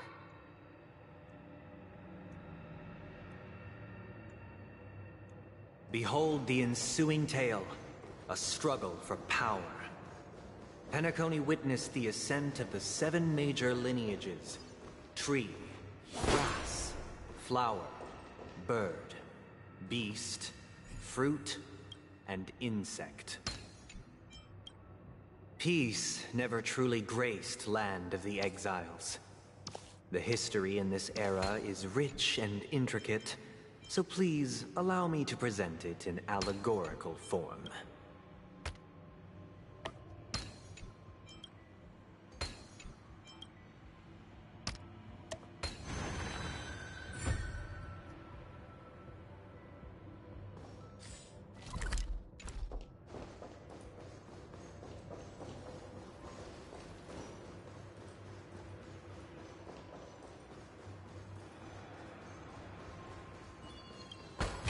Welcome to this mansion, dear outsider. Land of the Exiles was in disarray, besieged by both internal and external perils.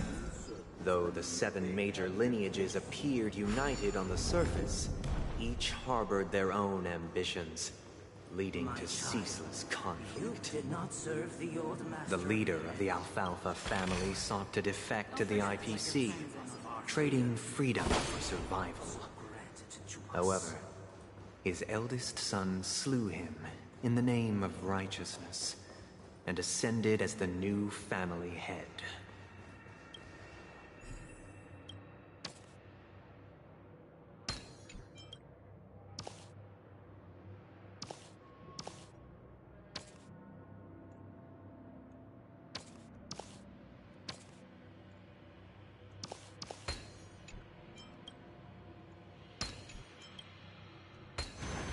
Life is a puzzle in and of itself.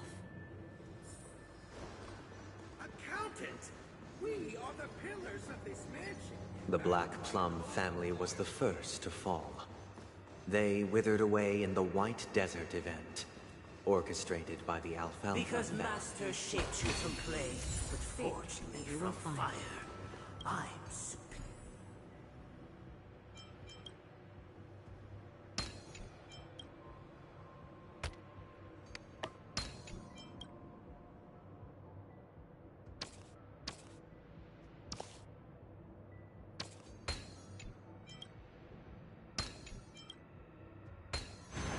Perhaps there's more than one right answer.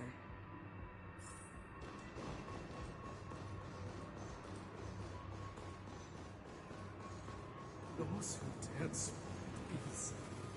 The Lammoth family endeavored to extend the silver rail left by the Express, only to be eradicated by the remnants of the swarm, leaving nothing in the unforgiving cosmos.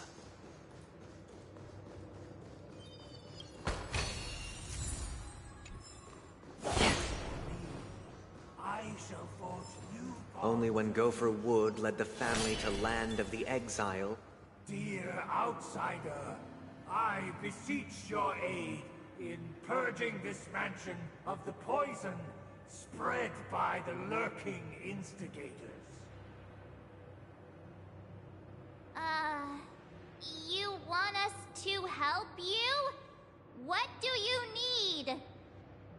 I wish they could regain their reason and cast away the shackles of hypocrisy. This is the second act. Looks like it's about Penacony's journey to becoming the Land of the Dreams, during which the family plays a crucial role. But this new master seems like a bad guy to me, don't you think? Perhaps this is the truth Sunday is trying to express, if you read between the lines. The Harmony changed Penacony just as the guards once did. Looks like we've gotta help those guys kneeling down over there calm down a bit, right?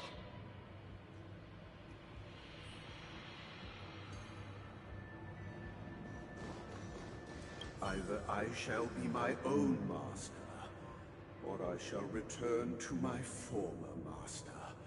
I shall not submit to a new master under any circumstances.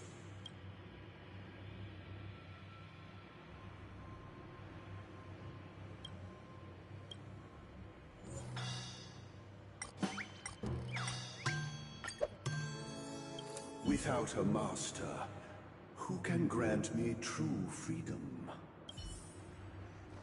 Master is no longer here. I thought I'd be free, but I'm not. Now, without my master's command, I'll have to seek guidance from the blind.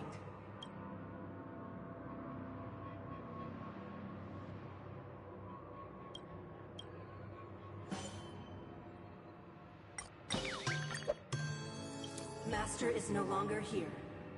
I must seek a new master and serve them faithfully. Once, I stood as the most loyal guard among all the servants. Now, with my master banished, it's my right to assume control of his dominion.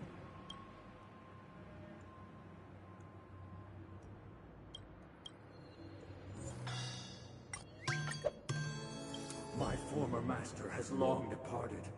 But why do I still fear the remnants of his creation? Master! Oh, you will return in due course, and I shall stand vigilant, awaiting the reward for my loyalty.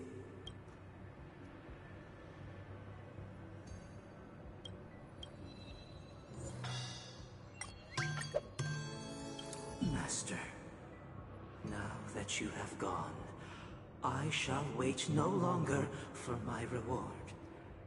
I shall seize what is rightfully mine.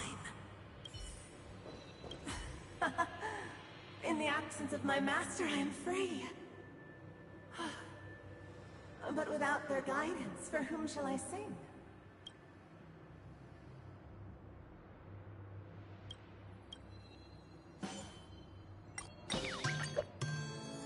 I shall sing for my new master, just as their noble voice once resonated throughout the cosmos.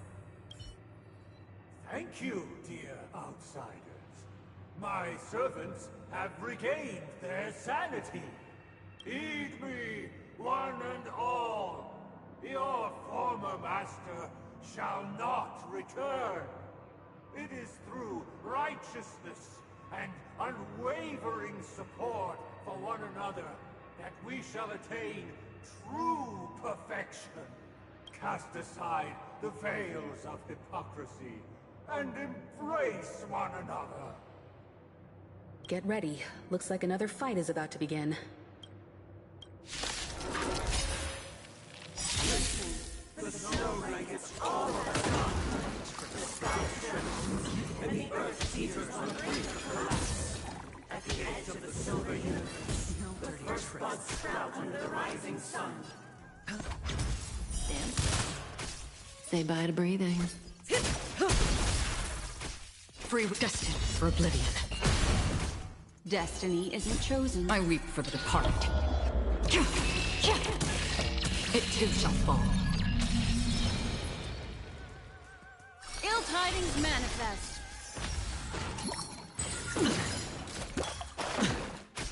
Hedge your bets. Spend freely. The dice have been cast. Bust. Or maybe I'll take it all. Another journey begins. Relax. What do you want to know? Ill fate descends. Again? Sure, I'll play along.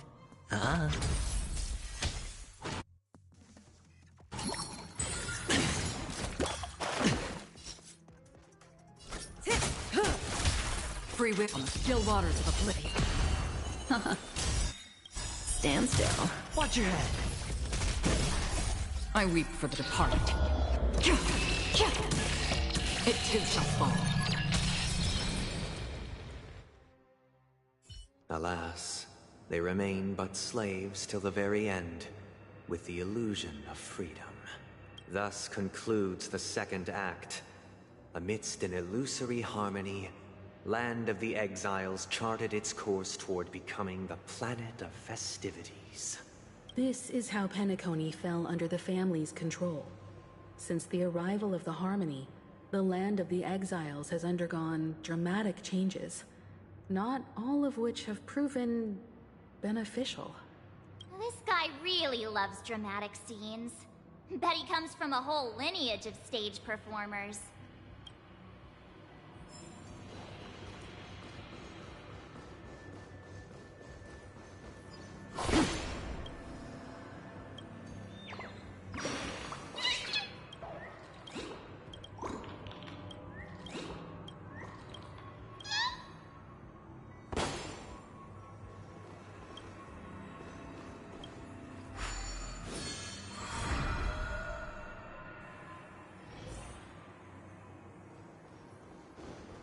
They used the planetary rings to establish the law, forging a code of conduct among the masses.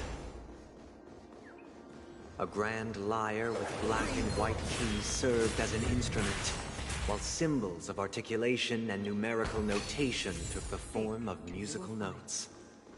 The downward flowing river became a melody, and the canon of law dictated the form. Thus, all mortals found their unique place within this symphony. That marked the 5th and 6th days.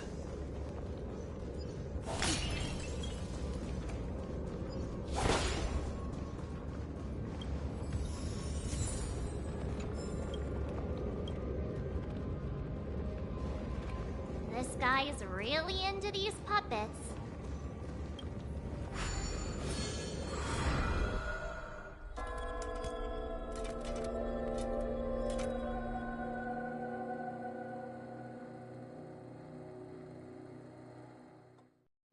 Oh, I get it now.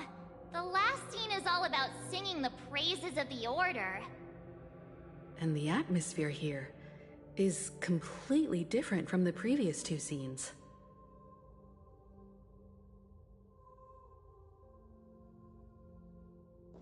This is the concluding act of this play. I have showcased the past, and now I shall reveal its future to you. This is the concluding act of this play. I have showcased the past and present of Penacony, hoping that my desire for change resonates within you.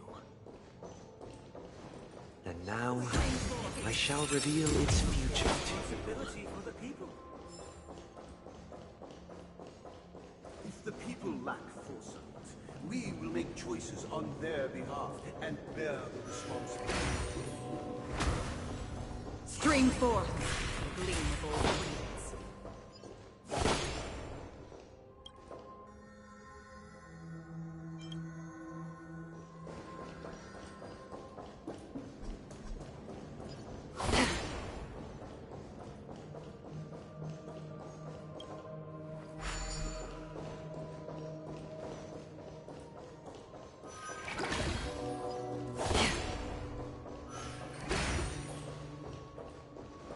Without a king, who will protect the weak and stand against the mighty? We shall support one another. Stream forth, gleam And of old standing winds. against the mighty.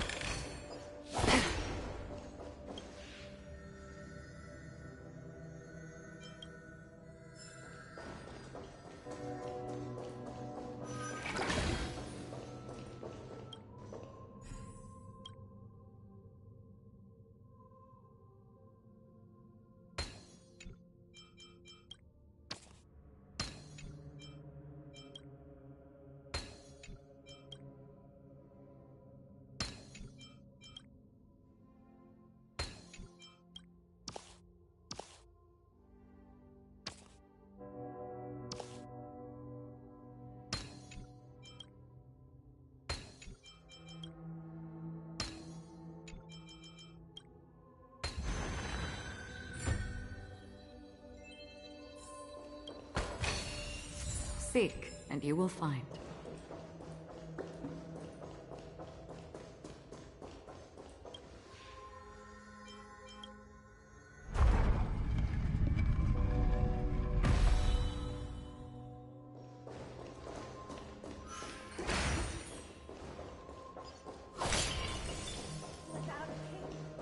Who shall govern the movement of stars? Before the arrival of the king, everything followed its natural course, and so it shall continue even after the king's departure.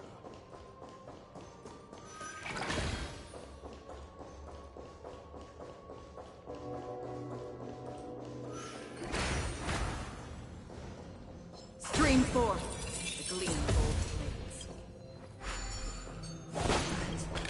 After the king's departure, Don't forget to let your friends in on No this. longer have need for a king.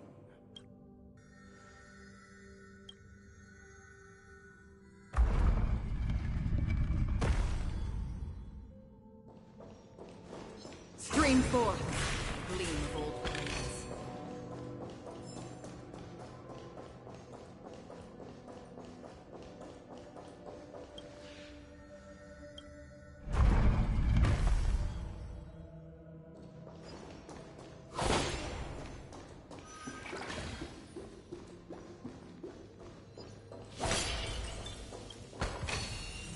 Seek, and you will find.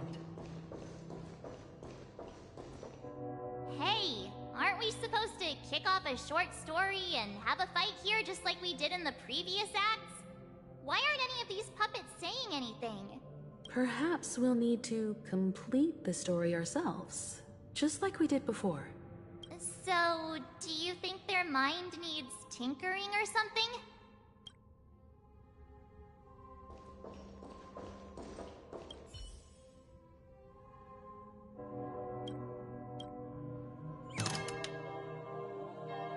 We no longer have need for a king, for we have become kings of all things. How did it go? You can't change them? What does that mean? My apologies for my negligence. I forgot to inform you that the final part was scripted long ago. Let our previous king recount it to you. Now it is time for the final rite. Prepare for battle. Looks like we'll have to fight again. Descending from the infinite spiral staircase, I traverse towards the future with measured steps. No need to rely or seek my Time to say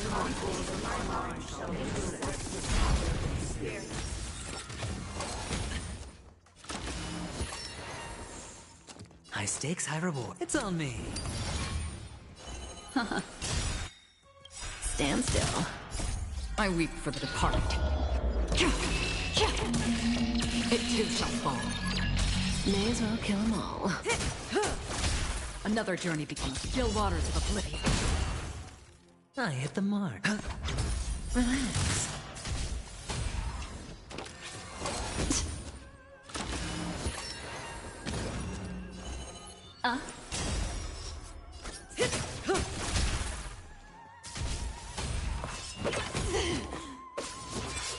Sure, I'll play along. Spend freely. Destiny isn't chosen. Stand still. Watch your head.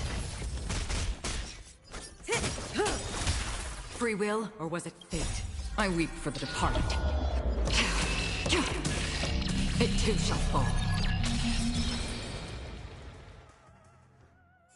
In the hushed expanse of a nocturnal reverie, I leave faint traces behind. No need to remember me, or to recall the essence of dreams. What is mine shall wane, while you shall transcend its delicate nature. This is the final scene. It's much more straightforward. He wants to expel the Harmony and establish an empire based on the Order. Let's go.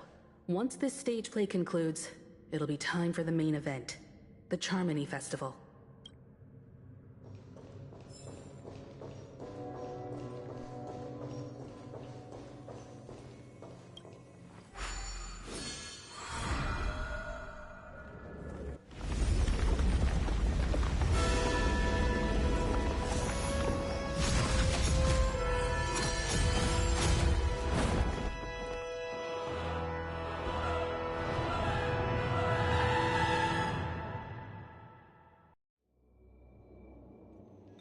They imbued the world with meaning, perfecting all things in the heavens and on earth. Then, they rested from the labors of creation.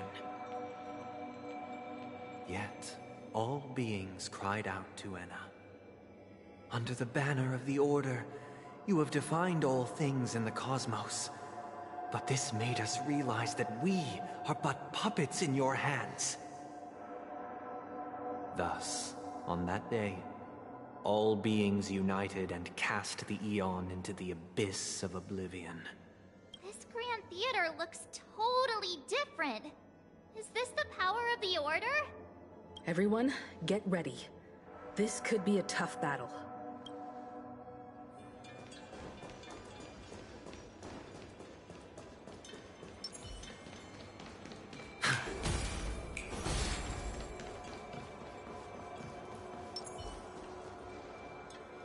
That marked the 7th day. Cheers and chants reverberated in unison.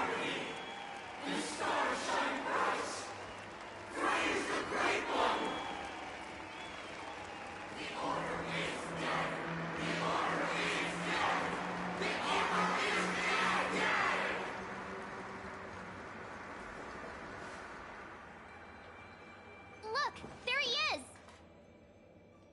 That concludes everything related to the Order.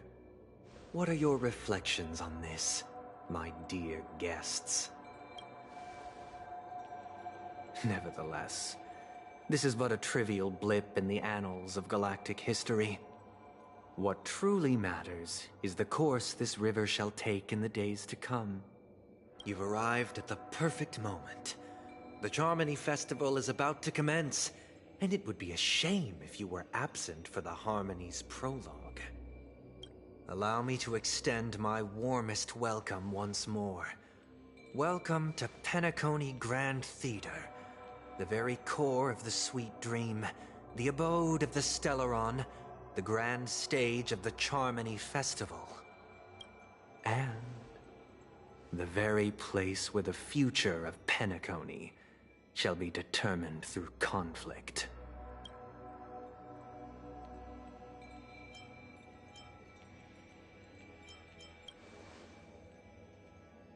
Your unwavering faith in the Trailblaze is truly impressive. True goodness can only be achieved through faith. Allow me to point out that falling into a permanent slumber is not happiness, especially when those people are driven by someone else's will in their sleep. Do you still believe that the Order only seeks to control the universe as their puppet, Himeko? No matter how perfect your vision of paradise may be, a cage remains a cage.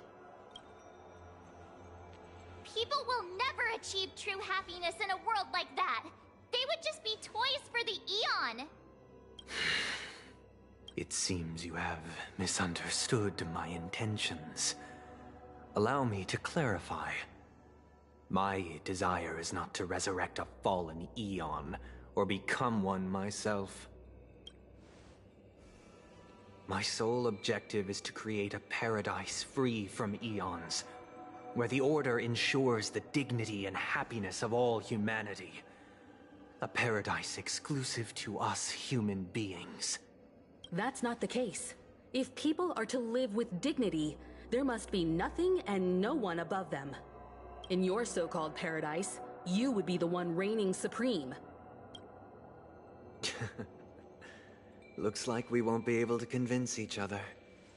Now that our conflict has been destined, let's unveil our paths and reveal to the universe the true path. However, before the prelude to the future begins, please take a moment to ponder the questions I've posed. Is darkness equal to daylight? Are sinners equal to the righteous? If you are born weak, which god should you turn to for solace?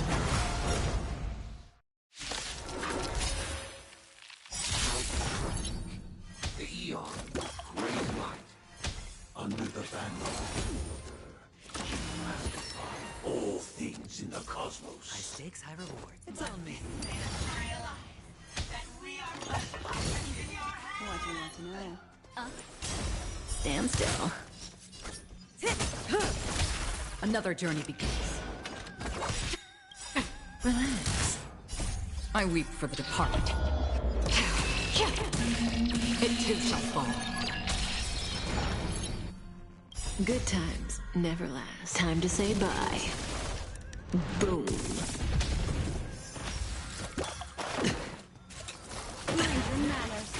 I hit the mark. Destiny is a Destined for oblivion. Get hurt. How familiar. All in. Stand still. I weep for the departed. It too shall fall. Destiny isn't chosen. Ill fate descends. Beneath the waters lies an endless abyss. The dice have been cast. Bust. Or maybe I'll take it all. Mind your manners. Say bye to breathing. On the still waters of oblivion.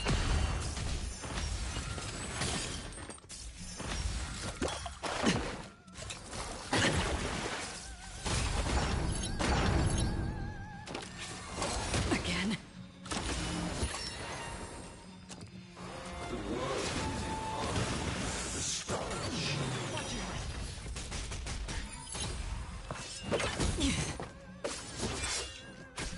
Sure, I'll play along. Spend freely. What do you want? Relax. May as well count. Destined for oblivion. I weep for the departed. It too shall fall. Good times. Time to say bye. Boom. I hit the mark. It's on me. Death. Stand still.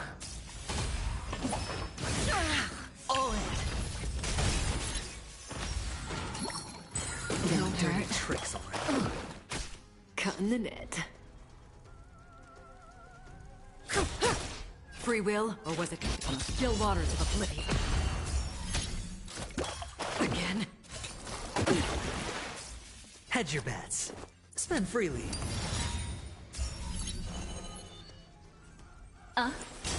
Relax. The dice have bust. Or maybe I'll take it all. Watch your head. I weep for the departed. It too shall fall. Cutting the net. Stand still.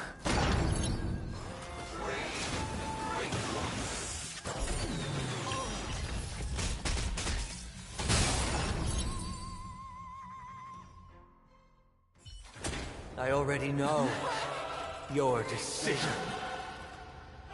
I now permit you to gaze into the sun. On these 107,336 stones, the almighty and powerful strings of harmony are at my disposal. The supreme tuner, harmonious choir, Browniie.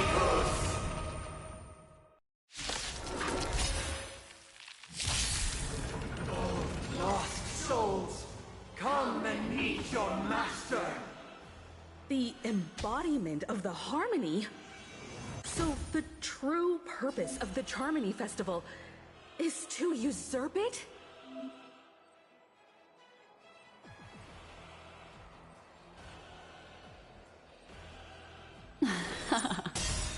Relax. Sure, I'll play along. I weep for the departed. It too shall fall.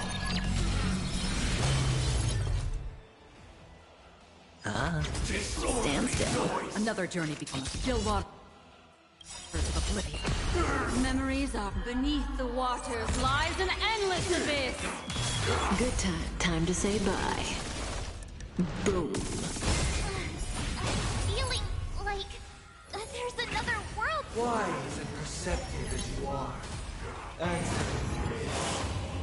Why could the harmony and the order merge into one?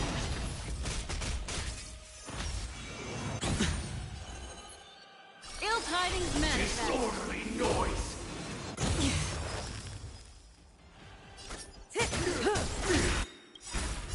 I weep for the departed. It too shall fall.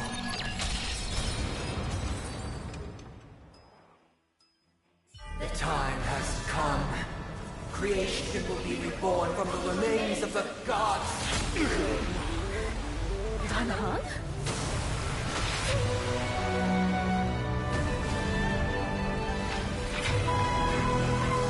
Radiant spirits, heed my word. Show no mercy!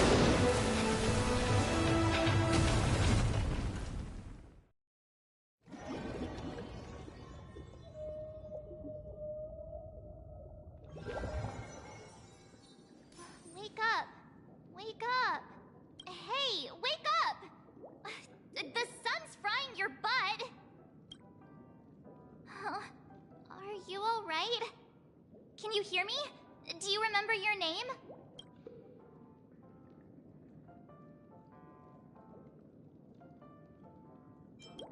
It does? Well, doesn't ring any bells to me. Looks like your mind's still in one piece. If you're able to remember such details. Well, that's reassuring. It's a long story. Simply put, Dan Heng used the Jade Abacus of Allying Oath when we were in the middle of a fierce battle, and summoned the General to help us just in time. And then we returned to reality. Look, this is your room. Everyone else has also returned from the dreamscape. Himeko and the rest are at the lobby discussing matters with the General. And now that you're awake, we should tell the crew that you're alright. Come with me. Not going to come chat with me, Sleepy. Head. That voice... is that Black Swan?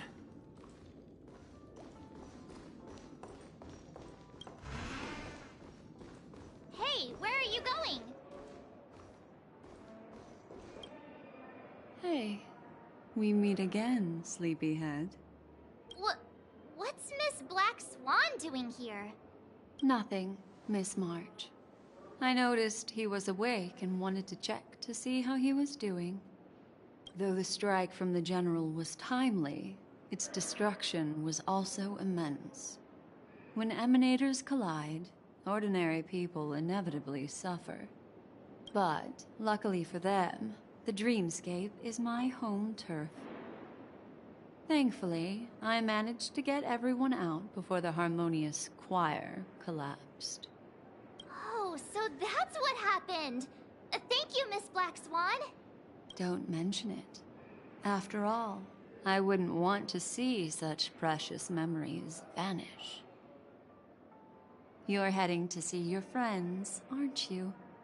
Would it bother you if I walked with you for a short while? Of course not.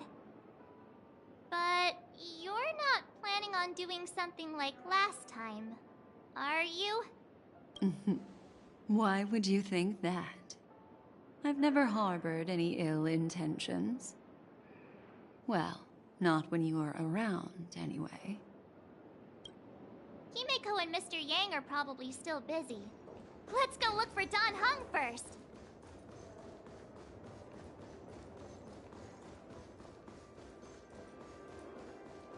Look, he's still talking to that cowboy. One peach. You're awake. How do you feel? Well, fork me. You must be that Stellaron they were talking about.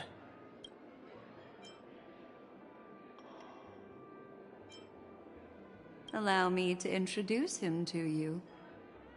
This is Boot Hill, a Galaxy Ranger. During our pursuit of a certain person, we crossed paths and just so happened to uncover a shocking plot being concocted by Mr. Sunday. Which is why we sought you out, to help the Astral Express save the world together. No need for thanks. The Galaxy Ranger's principle is correct every injustice one sees. That's how you lot in the Cienjo put it, right, Don Hung? More or less. Wait, hold on a sec. This is the first time I'm hearing about this certain person. Who are you chasing? And why would that lead you to the Express? Good question. It's, who was it again? Don Hung. Do you remember?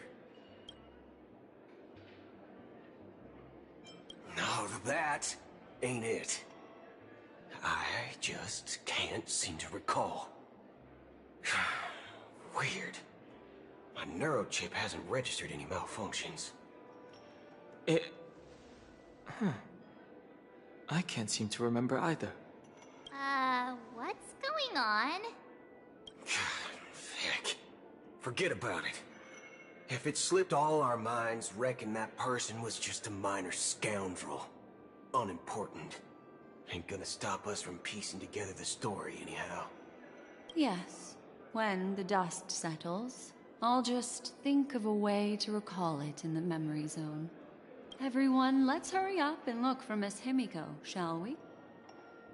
He's now a minor star on Penacony, and the entire hotel's concerned about his well-being. You're right. Let's head to the lobby then.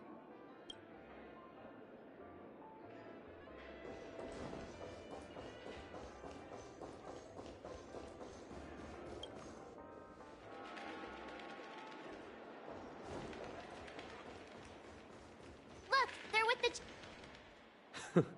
That's all right. In these times of conflict for the sake of utmost safety, it is only right that the Alliance steps forward to mediate on behalf of the Astral Express. We must not allow you to take unnecessary risks. Furthermore, despite the IPC's eagerness for success, It prioritizes peace above all, and the family, trapped though it may be, professes a desire for harmony. The Alliance has always won people over with reason. I firmly believe both parties can indeed put aside their differences and come to a peaceful agreement. The General possesses a deep understanding of the greater good. With the Cienjo Alliance mediating, peace for Penacony is within reach. You flatter me. But ultimately, it's been all down to the Express. Without your efforts, this sweet dream paradise would have been claimed by the last remnants of order before there was even a shot at peace. Well, would you look at that? Here comes the big hero.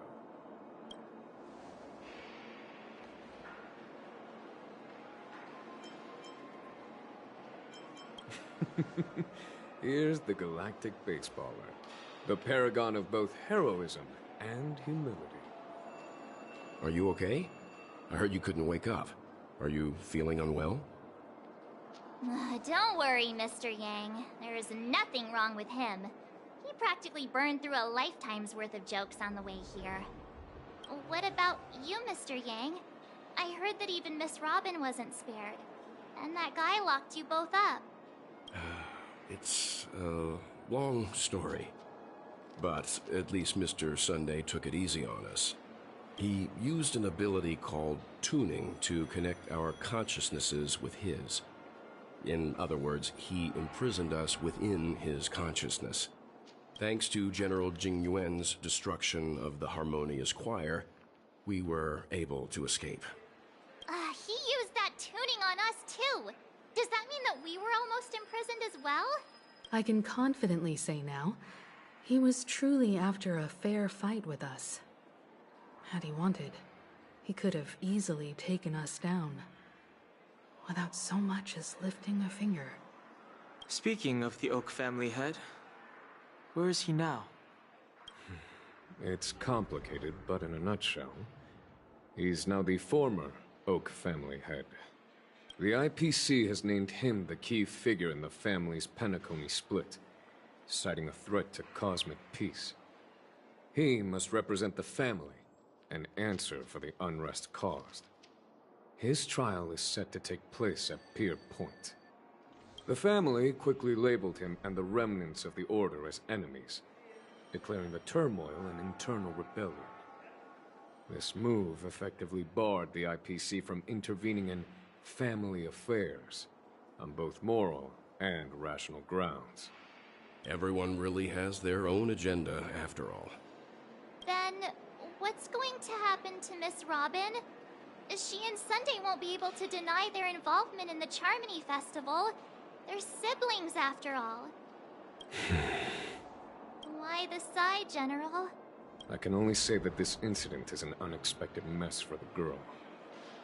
The Alliance will try to persuade the family to consider this matter carefully during mediation. It's time, everyone. The IPC's key members and I have agreed to consult one another before the upcoming negotiation. Do any of you wish to sit in? Given the General's invitation and the matter's significance to the universe, the crew will naturally accept. However, if the IPC has any reservations... Why, of course you're welcome. They've mentioned that your team is a trusted ally of the IPC in Penacony, so there's no reason not to welcome you. Besides, if there can be reliable observers from the Astral Express present, discussions will go more smoothly. So, what do you all think? Well then, we shall oblige. I'm kind of allergic to those types of situations. I think I'll just head back to my room and start packing. Not to worry. Himiko and I will take care of things. I'm afraid I'll also have to return to the Express first.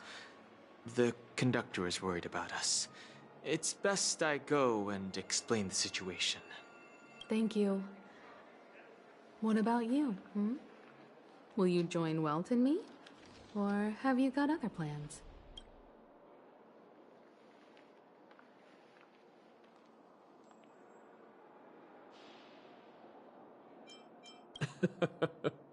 Good guess. Although I'm not too sure of the reason. The representatives from the IPC have insisted on his presence. Allow me to lead the way. Follow me, please. The negotiation will commence at the hotel lobby. Everyone, please, follow me.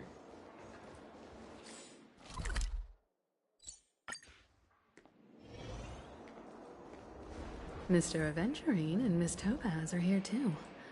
Oh, and who is that over there? It's been a while, my Astral Express friends. I would also extend my sincere thanks to you, General of the Lawfu. The presence of everyone here assures that the talks will likely reach a conclusion that satisfies all sides. Oh. Looks like everyone has come with expectations. Care to share? Of course.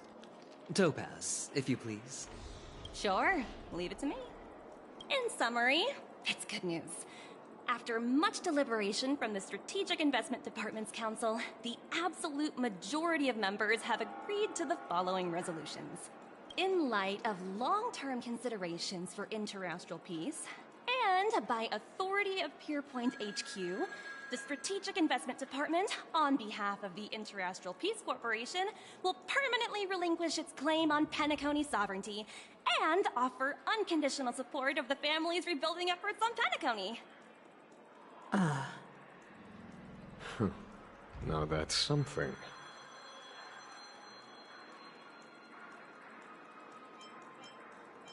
All in the name of peace. That's our motto. Has the IPC finished sharing all its thoughts? Then it's our turn. The Guild, much like the Genius Society, has taken a keen interest in the recent calamity in Penacony. Ultimately, both parties have agreed to a comprehensive collaboration, offering technical support for the reconstruction of Penacony. The floor is yours for the finer points, Mr. Screwlum. Enlighten us, please. Organic life's unrelenting search to understand the realm of inner spirituality is something I both admire and envy. Inorganic life has no mechanism to evoke dreams. But when my mechanical impulses are activated, my inspiration circuits will start to operate, and I will enter a state defined as imagination.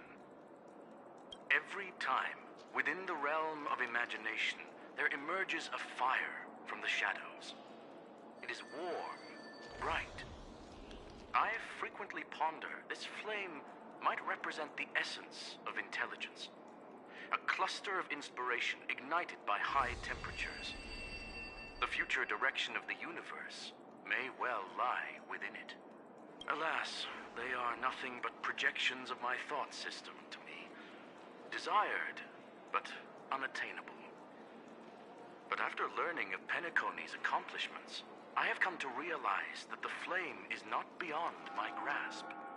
After deliberations with my partners, we have decided to defer the progress of the Simulated Universe project, and instead assist the Intelligentsia Guild as technological consultants in the research of the Dreamscape and Memory Zone, so that these assets may be better used to serve humanity. Not only that, we've also established contact with the Garden of Recollection through the IPC, and they've pledged their support for our research endeavors. I'm truly happy for the Dream Chasers on Penacony. The cosmos' brightest and, let's admit, dimmer intellects are now at their service. Agreed. It's hard to imagine members of the Genius Society taking an interest in such mundane research. Never mind. At the end of the day, this is a positive outcome. No wonder everyone insisted that he be there. It heartens me to learn that everyone is willing to put aside their differences for Penacony's plight. I trust that everyone will surely reach consensus in the upcoming negotiations. Looks like Penacony's future is decided. I'm wondering, is there anything else the crew is concerned about? Peace is our greatest wish. Beyond that, we desire nothing else. Well, that's good. Now that everyone's minds are at ease, I shall take my leave. You may now depart with peace of mind. The Alliance will deal with all subsequent procedures. If that's the case, it appears that we have nothing else to worry about on Penacony. Looks like it's time for us to embark on a new voyage. Sounds good to me. You two head back to the Express first. I'll pick up March and deal with the checkout procedure. Oh, also, Miss Black Swan, you have a matter to discuss with me, yes? Nothing escapes your attention, Miss Navigator. You've been with us this whole time, huh? In any case, he and I will be waiting for you and March on the Express. Let's go. Our time on Penacony has come to a fruitful end. Penacony's journey ends here.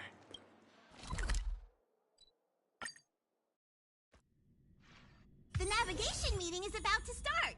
We're all waiting for you. Ahem. Looks like everyone's present. Let the navigation meeting commence then. This a meeting to decide our next stop?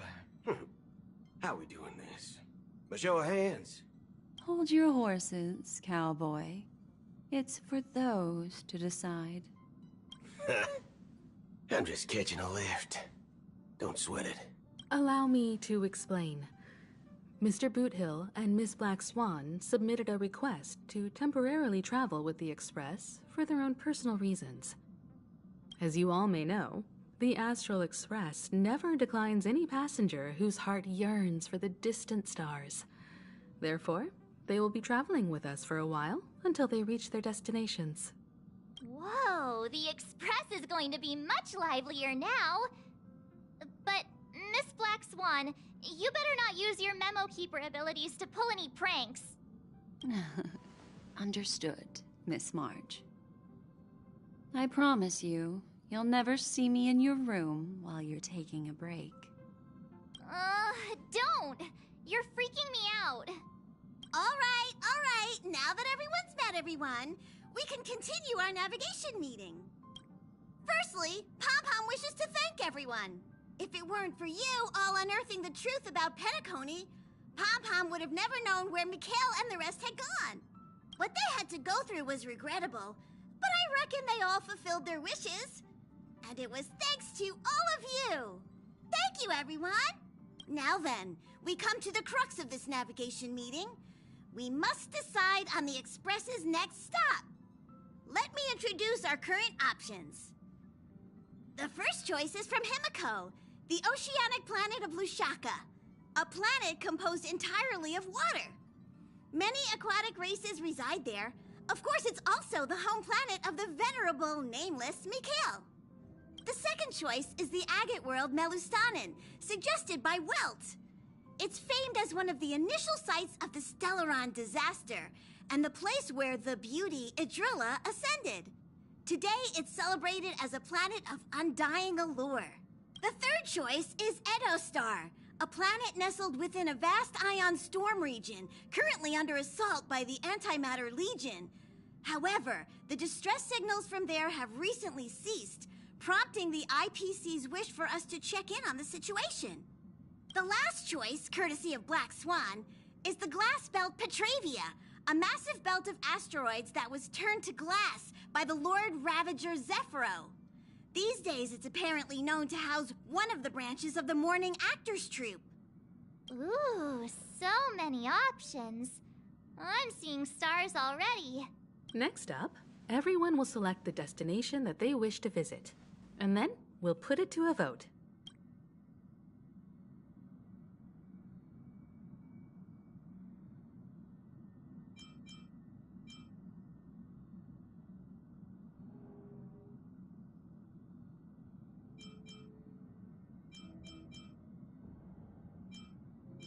Though the fact that the distress signals have ceased means we're probably too late. But I still think we should investigate the situation there. Yes, I agree. As Nameless, should we not extend a helping hand? You and Dan Heng make good points. I'll throw in a vote for Edostar too. If that's the general sentiment, then we should indeed investigate. I vote... All votes for Edostar! Looks like we have a winner! Next stop, Edostar!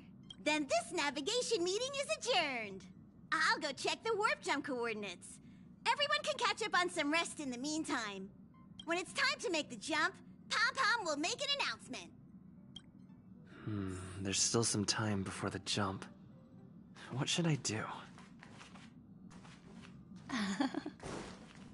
Huh.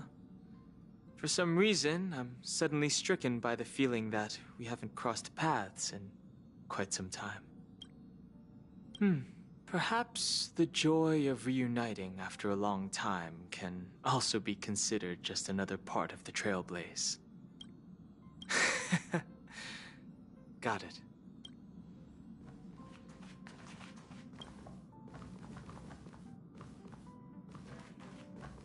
Please let this trip be uneventful. Please let this trip be uneventful. Please let this trip be uneventful.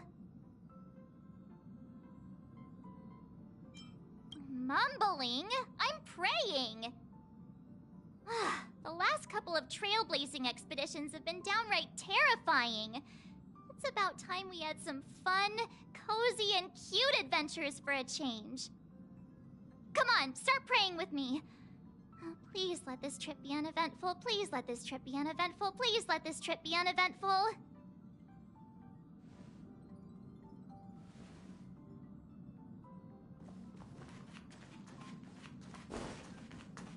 This Astral Express sure is comfy. But I got one tiny problem with it. How come there ain't no potent drinks on this ride?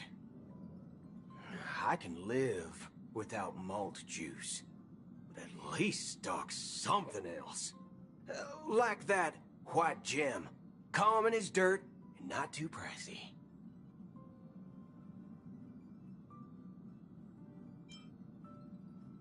Oh, well, that's, different kind of strong.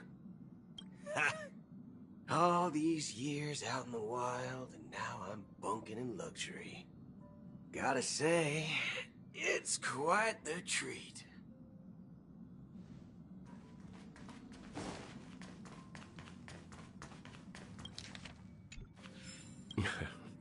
You're fast becoming an excellent trailblazer.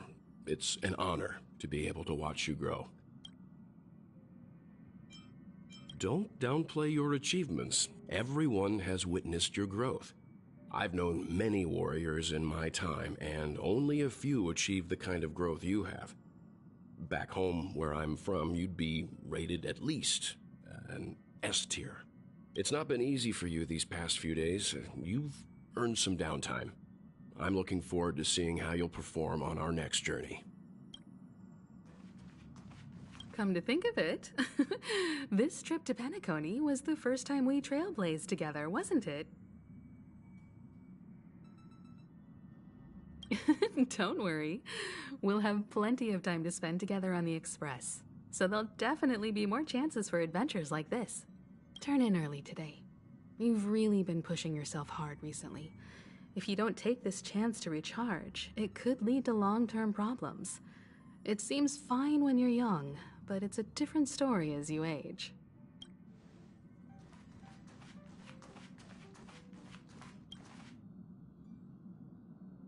Oh, you're here.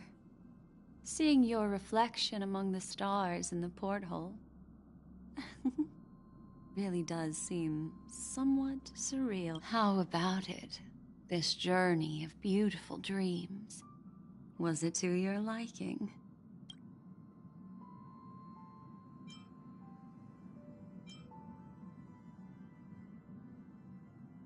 That tinge of regret I sense.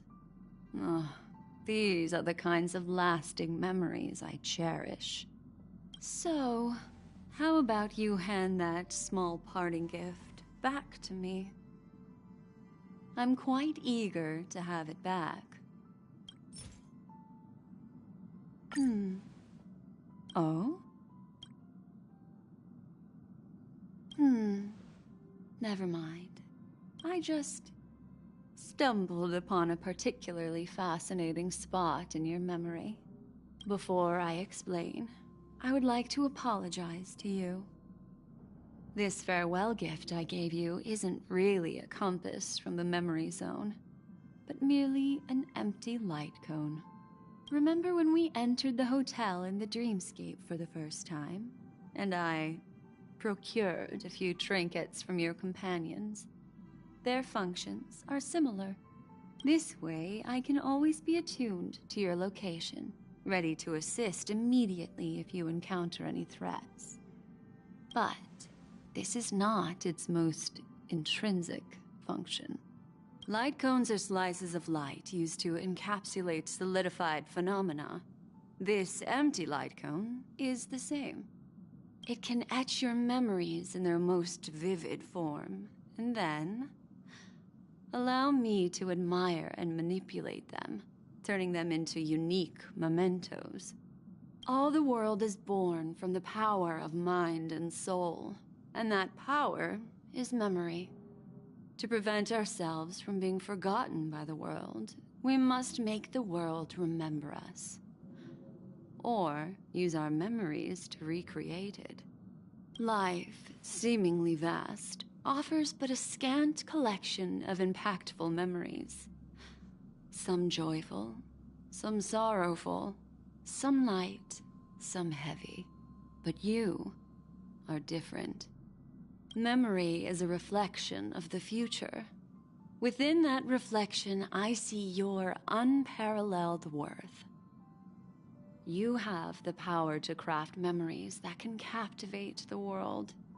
Your memory can illuminate the universe's future path.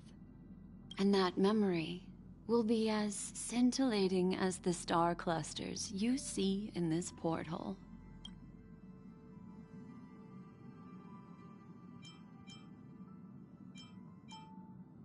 Precisely.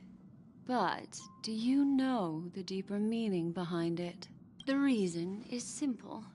In this grandiose and ostentatious dream of the families, only you personally experienced the entire course. Patience, my friend. I will reveal the answer to you, but that time is not now. Turn around and take a look at your friends. Every one of them is reveling at the arrival of their next destination, all filled with hopes and expectations of their own present and future. Revealing everything at this moment would be a bit of a buzzkill, wouldn't it? I'm looking for an opportune time, a time when you're totally at ease. Perhaps when the night grows hazy and you're about to drift off would be the most opportune. How about one fine night? I will prepare the candles, aromatics, and even a cushy couch to create a cozy dreamland for you. And then I will tell you the answer in the form of a little bedtime story to lull you to sleep. Hi! Hello! Attention all passengers! The express is about to make the jump.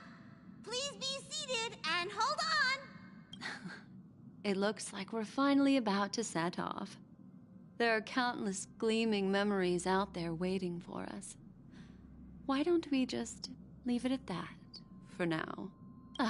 That's right. As a small token of compensation for playing that little trick on you with the empty light cone, I will gift you with some words. They hold great significance to me. Life is akin to a winding labyrinth where memories serve as our sole companions. You'll remember these words dearly, won't you? In the year 2158 of the Amber Era, the first year of the new epoch, the universe resumed its intended trajectory.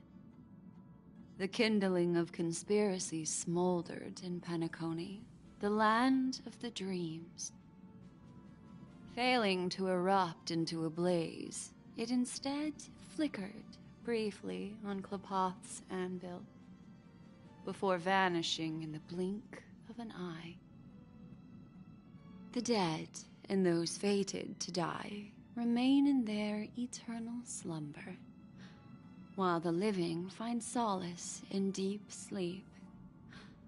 All clamored in a cacophony of silence, and then went about their own ways.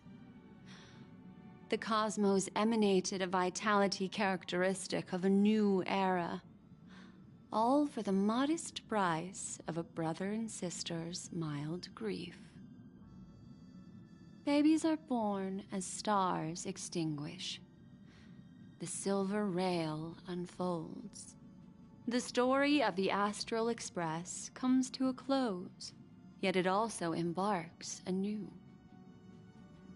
Time marches forward, heralding the arrival of a new chapter in the history of trailblazing expeditions.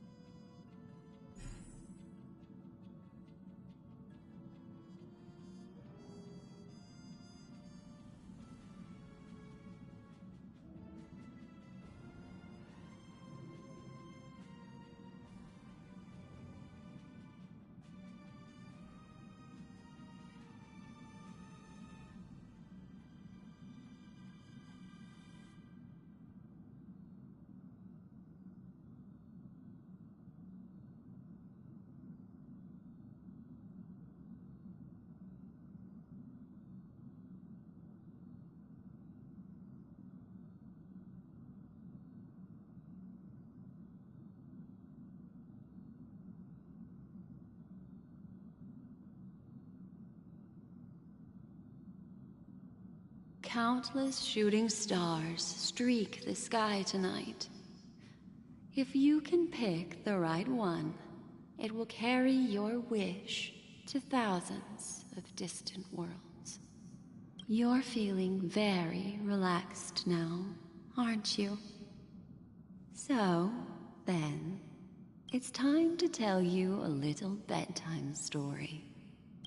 Well, let's start with a conclusion. The crew was defeated in the battle against Sunday. Everyone in Penacony failed, and no one survived. But don't panic. The truth, as horrifying as it may be, is not yet irreversible. There's still a glimmer of hope, and that's why I'm here. Next, I'll use this empty light cone that carries all your memories to relive everything that happened before. And when this story reaches its end, I'm sure someone as clever as you will notice that. There's a major flaw in the story you have experienced. Yet, within that flaw lies a glimmer of hope. Are you ready for it? Do you remember everything? When the clock turned back, the Express started a warp jump, sending you to a strange dream. You were bewildered back then, and then a Galaxy Ranger named Acheron showed you a way out.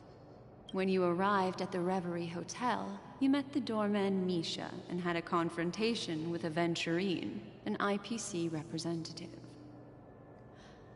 Thankfully, Acheron appeared again and helped you. After that, you saved Firefly and explored Penacony together. During the tour, you ran into Sparkle disguised as Sampo and accidentally entered a child's dream.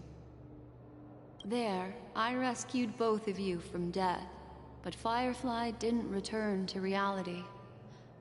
She realized the truth and tried to involve you in her plan, but that resulted in an accidental death. Even more unsettling, you soon encountered another murder.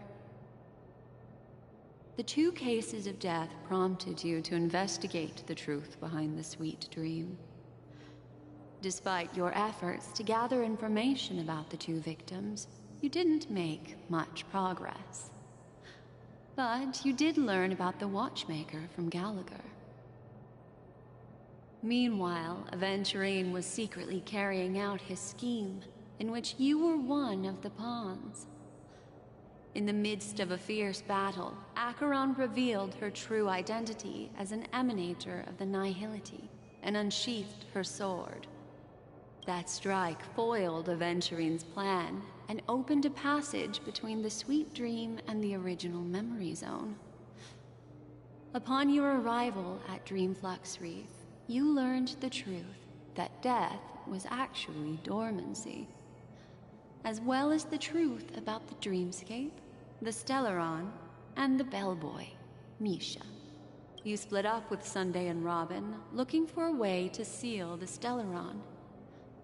However, it turned out that Sunday and the Dream Master had their own hidden agenda. And you had to engage in an ultimate duel on the stage of the Charmony Festival. Finally, the story reached its conclusion. You emerged victorious, with the Trailblaze triumphing over the Order, and Penacony embracing a bright and peaceful future. This marks the end of the thrilling journey in Penacony. I'm sure you've already noticed something unusual. The major flaw, which contradicts all the known information, hides in this story.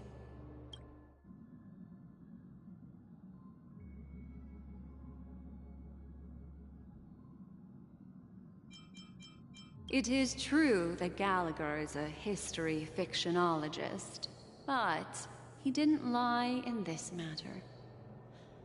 In addition, death and dormancy do arise from the same concept, don't they? This is not the fatal flaw in your adventure. Take your time and think it through.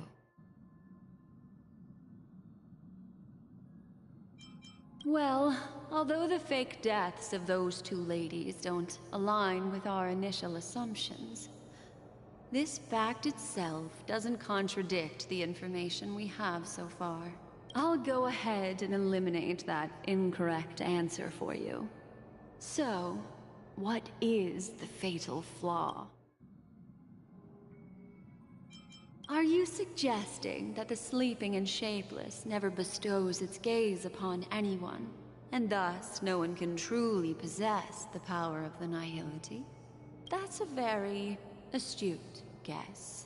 But unfortunately, Acheron did progress further down the path of the nihility. Her unwavering belief in liberating the world from the grasp of paths surpasses the capabilities of ordinary humans. I'll discard that incorrect answer for you. Take your time. Little Misha. Or should I call him the Watchmaker? He's only a segment of memory in a dream bubble, but his ambition for the Trailblaze led him to leave the bubble and embark on a grand adventure in Penacony. While Misha is a rather special memory zone meme, and he was granted power by the Trailblaze, there's still one thing that he shouldn't be able to do. A life born in the memory zone could never manifest in reality. So, why did he appear in the Reverie Hotel in reality? The answer is simple. He is the one fatal flaw that contradicts all our known information. This means that you, who wholeheartedly believe in this memory, are still trapped in the dreamscape at this very moment. Wake up, sleepyhead. Break free from this eternal dream and return to the real world. We'll find our answers there. The train is about to make the jump. 5, 4, 3, 2...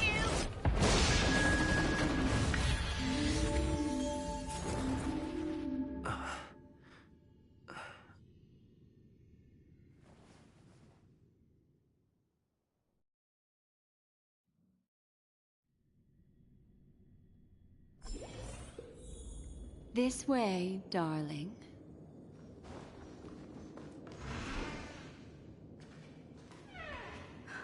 Not another one. Thank you so much, Black Swan. Finally, I can breathe a sigh of relief. I understand you must be confused, and we'll do our best to shed light on the situation. However, before that, it's essential to know that this place is the rift between dream and reality. A place reserved only for those who have awakened from Enna's dream. Do you remember Sunday's ambitious plan? He intended to harness the power of the Stellaron, the collective will of over 100,000 Oak family members, and the desires of everyone in Penacony to usurp the harmony and restore the order. Unfortunately, it didn't stop there. From the early days of our journey into Asdana, we were already affected by the Stellaron. That strange dreamscape where we met. Maybe it was a sign that your thoughts were beginning to drift away. I don't think the goal of the Order was to put everyone into a deep sleep. Quite the contrary. They used the Stellaron to catalyze the leakage of Asdana's memoria into the material world, allowing the dreamscape to blend with reality. And that included a lot of memoria from the Beyond the Sky Choir. As time came and went, the dreams eventually became indistinguishable from reality, and reality became an illusion. People think they are awake, but their spirits have long since stepped into the Temple of Order. This is what makes Enna's dream so powerful. In this paradise governed by the Order, everyone indulges in their delightful dreams and lives happily ever after. I believe what you experienced in the sweet dream, except for that flaw, was real. Only in this way could you reach the destination, lifting the crisis in Penacony and embarking on your next trailblazing expedition. If it wasn't for Acheron's plan, we might have been trapped in this dream forever. Fortunately, while the path of the Order governs all things, it can't affect the Nihility. I came to realize this when the Dream Master tried to expel me at any cost. This is also why you felt a sense of peculiarity when traveling with her. Well, I'm not as fortunate as she is. Even if I'm a memo keeper, I was still influenced by the power of the Order and fell into hallucinations. However, thanks to your memories, now we still have a chance to turn the tide. For mortals, even if they possess the great power of a path, they can't create a flawless world like gods do. That's why there was a flaw in your dream. In other words, once you have realized the world is not real, you'll have a chance to break free from the dream. The flaw in your dream lies within Misha, who could have never appeared in reality. When I turned the pages of your memories, I realized that I was in an illusion too. Now Sunday has usurped the power of the Harmonious Choir through the Charmony Festival. Asdana has thus fallen into Enna's dream, transforming everyone equally into the notes of the Aeon. Failure doesn't mean weakness. Only the strong can gather the will to resist the Order and try to break free. We still have a chance, though. To make it happen, please, Black Swan, guide us to those with a strong will. All right, please come with me.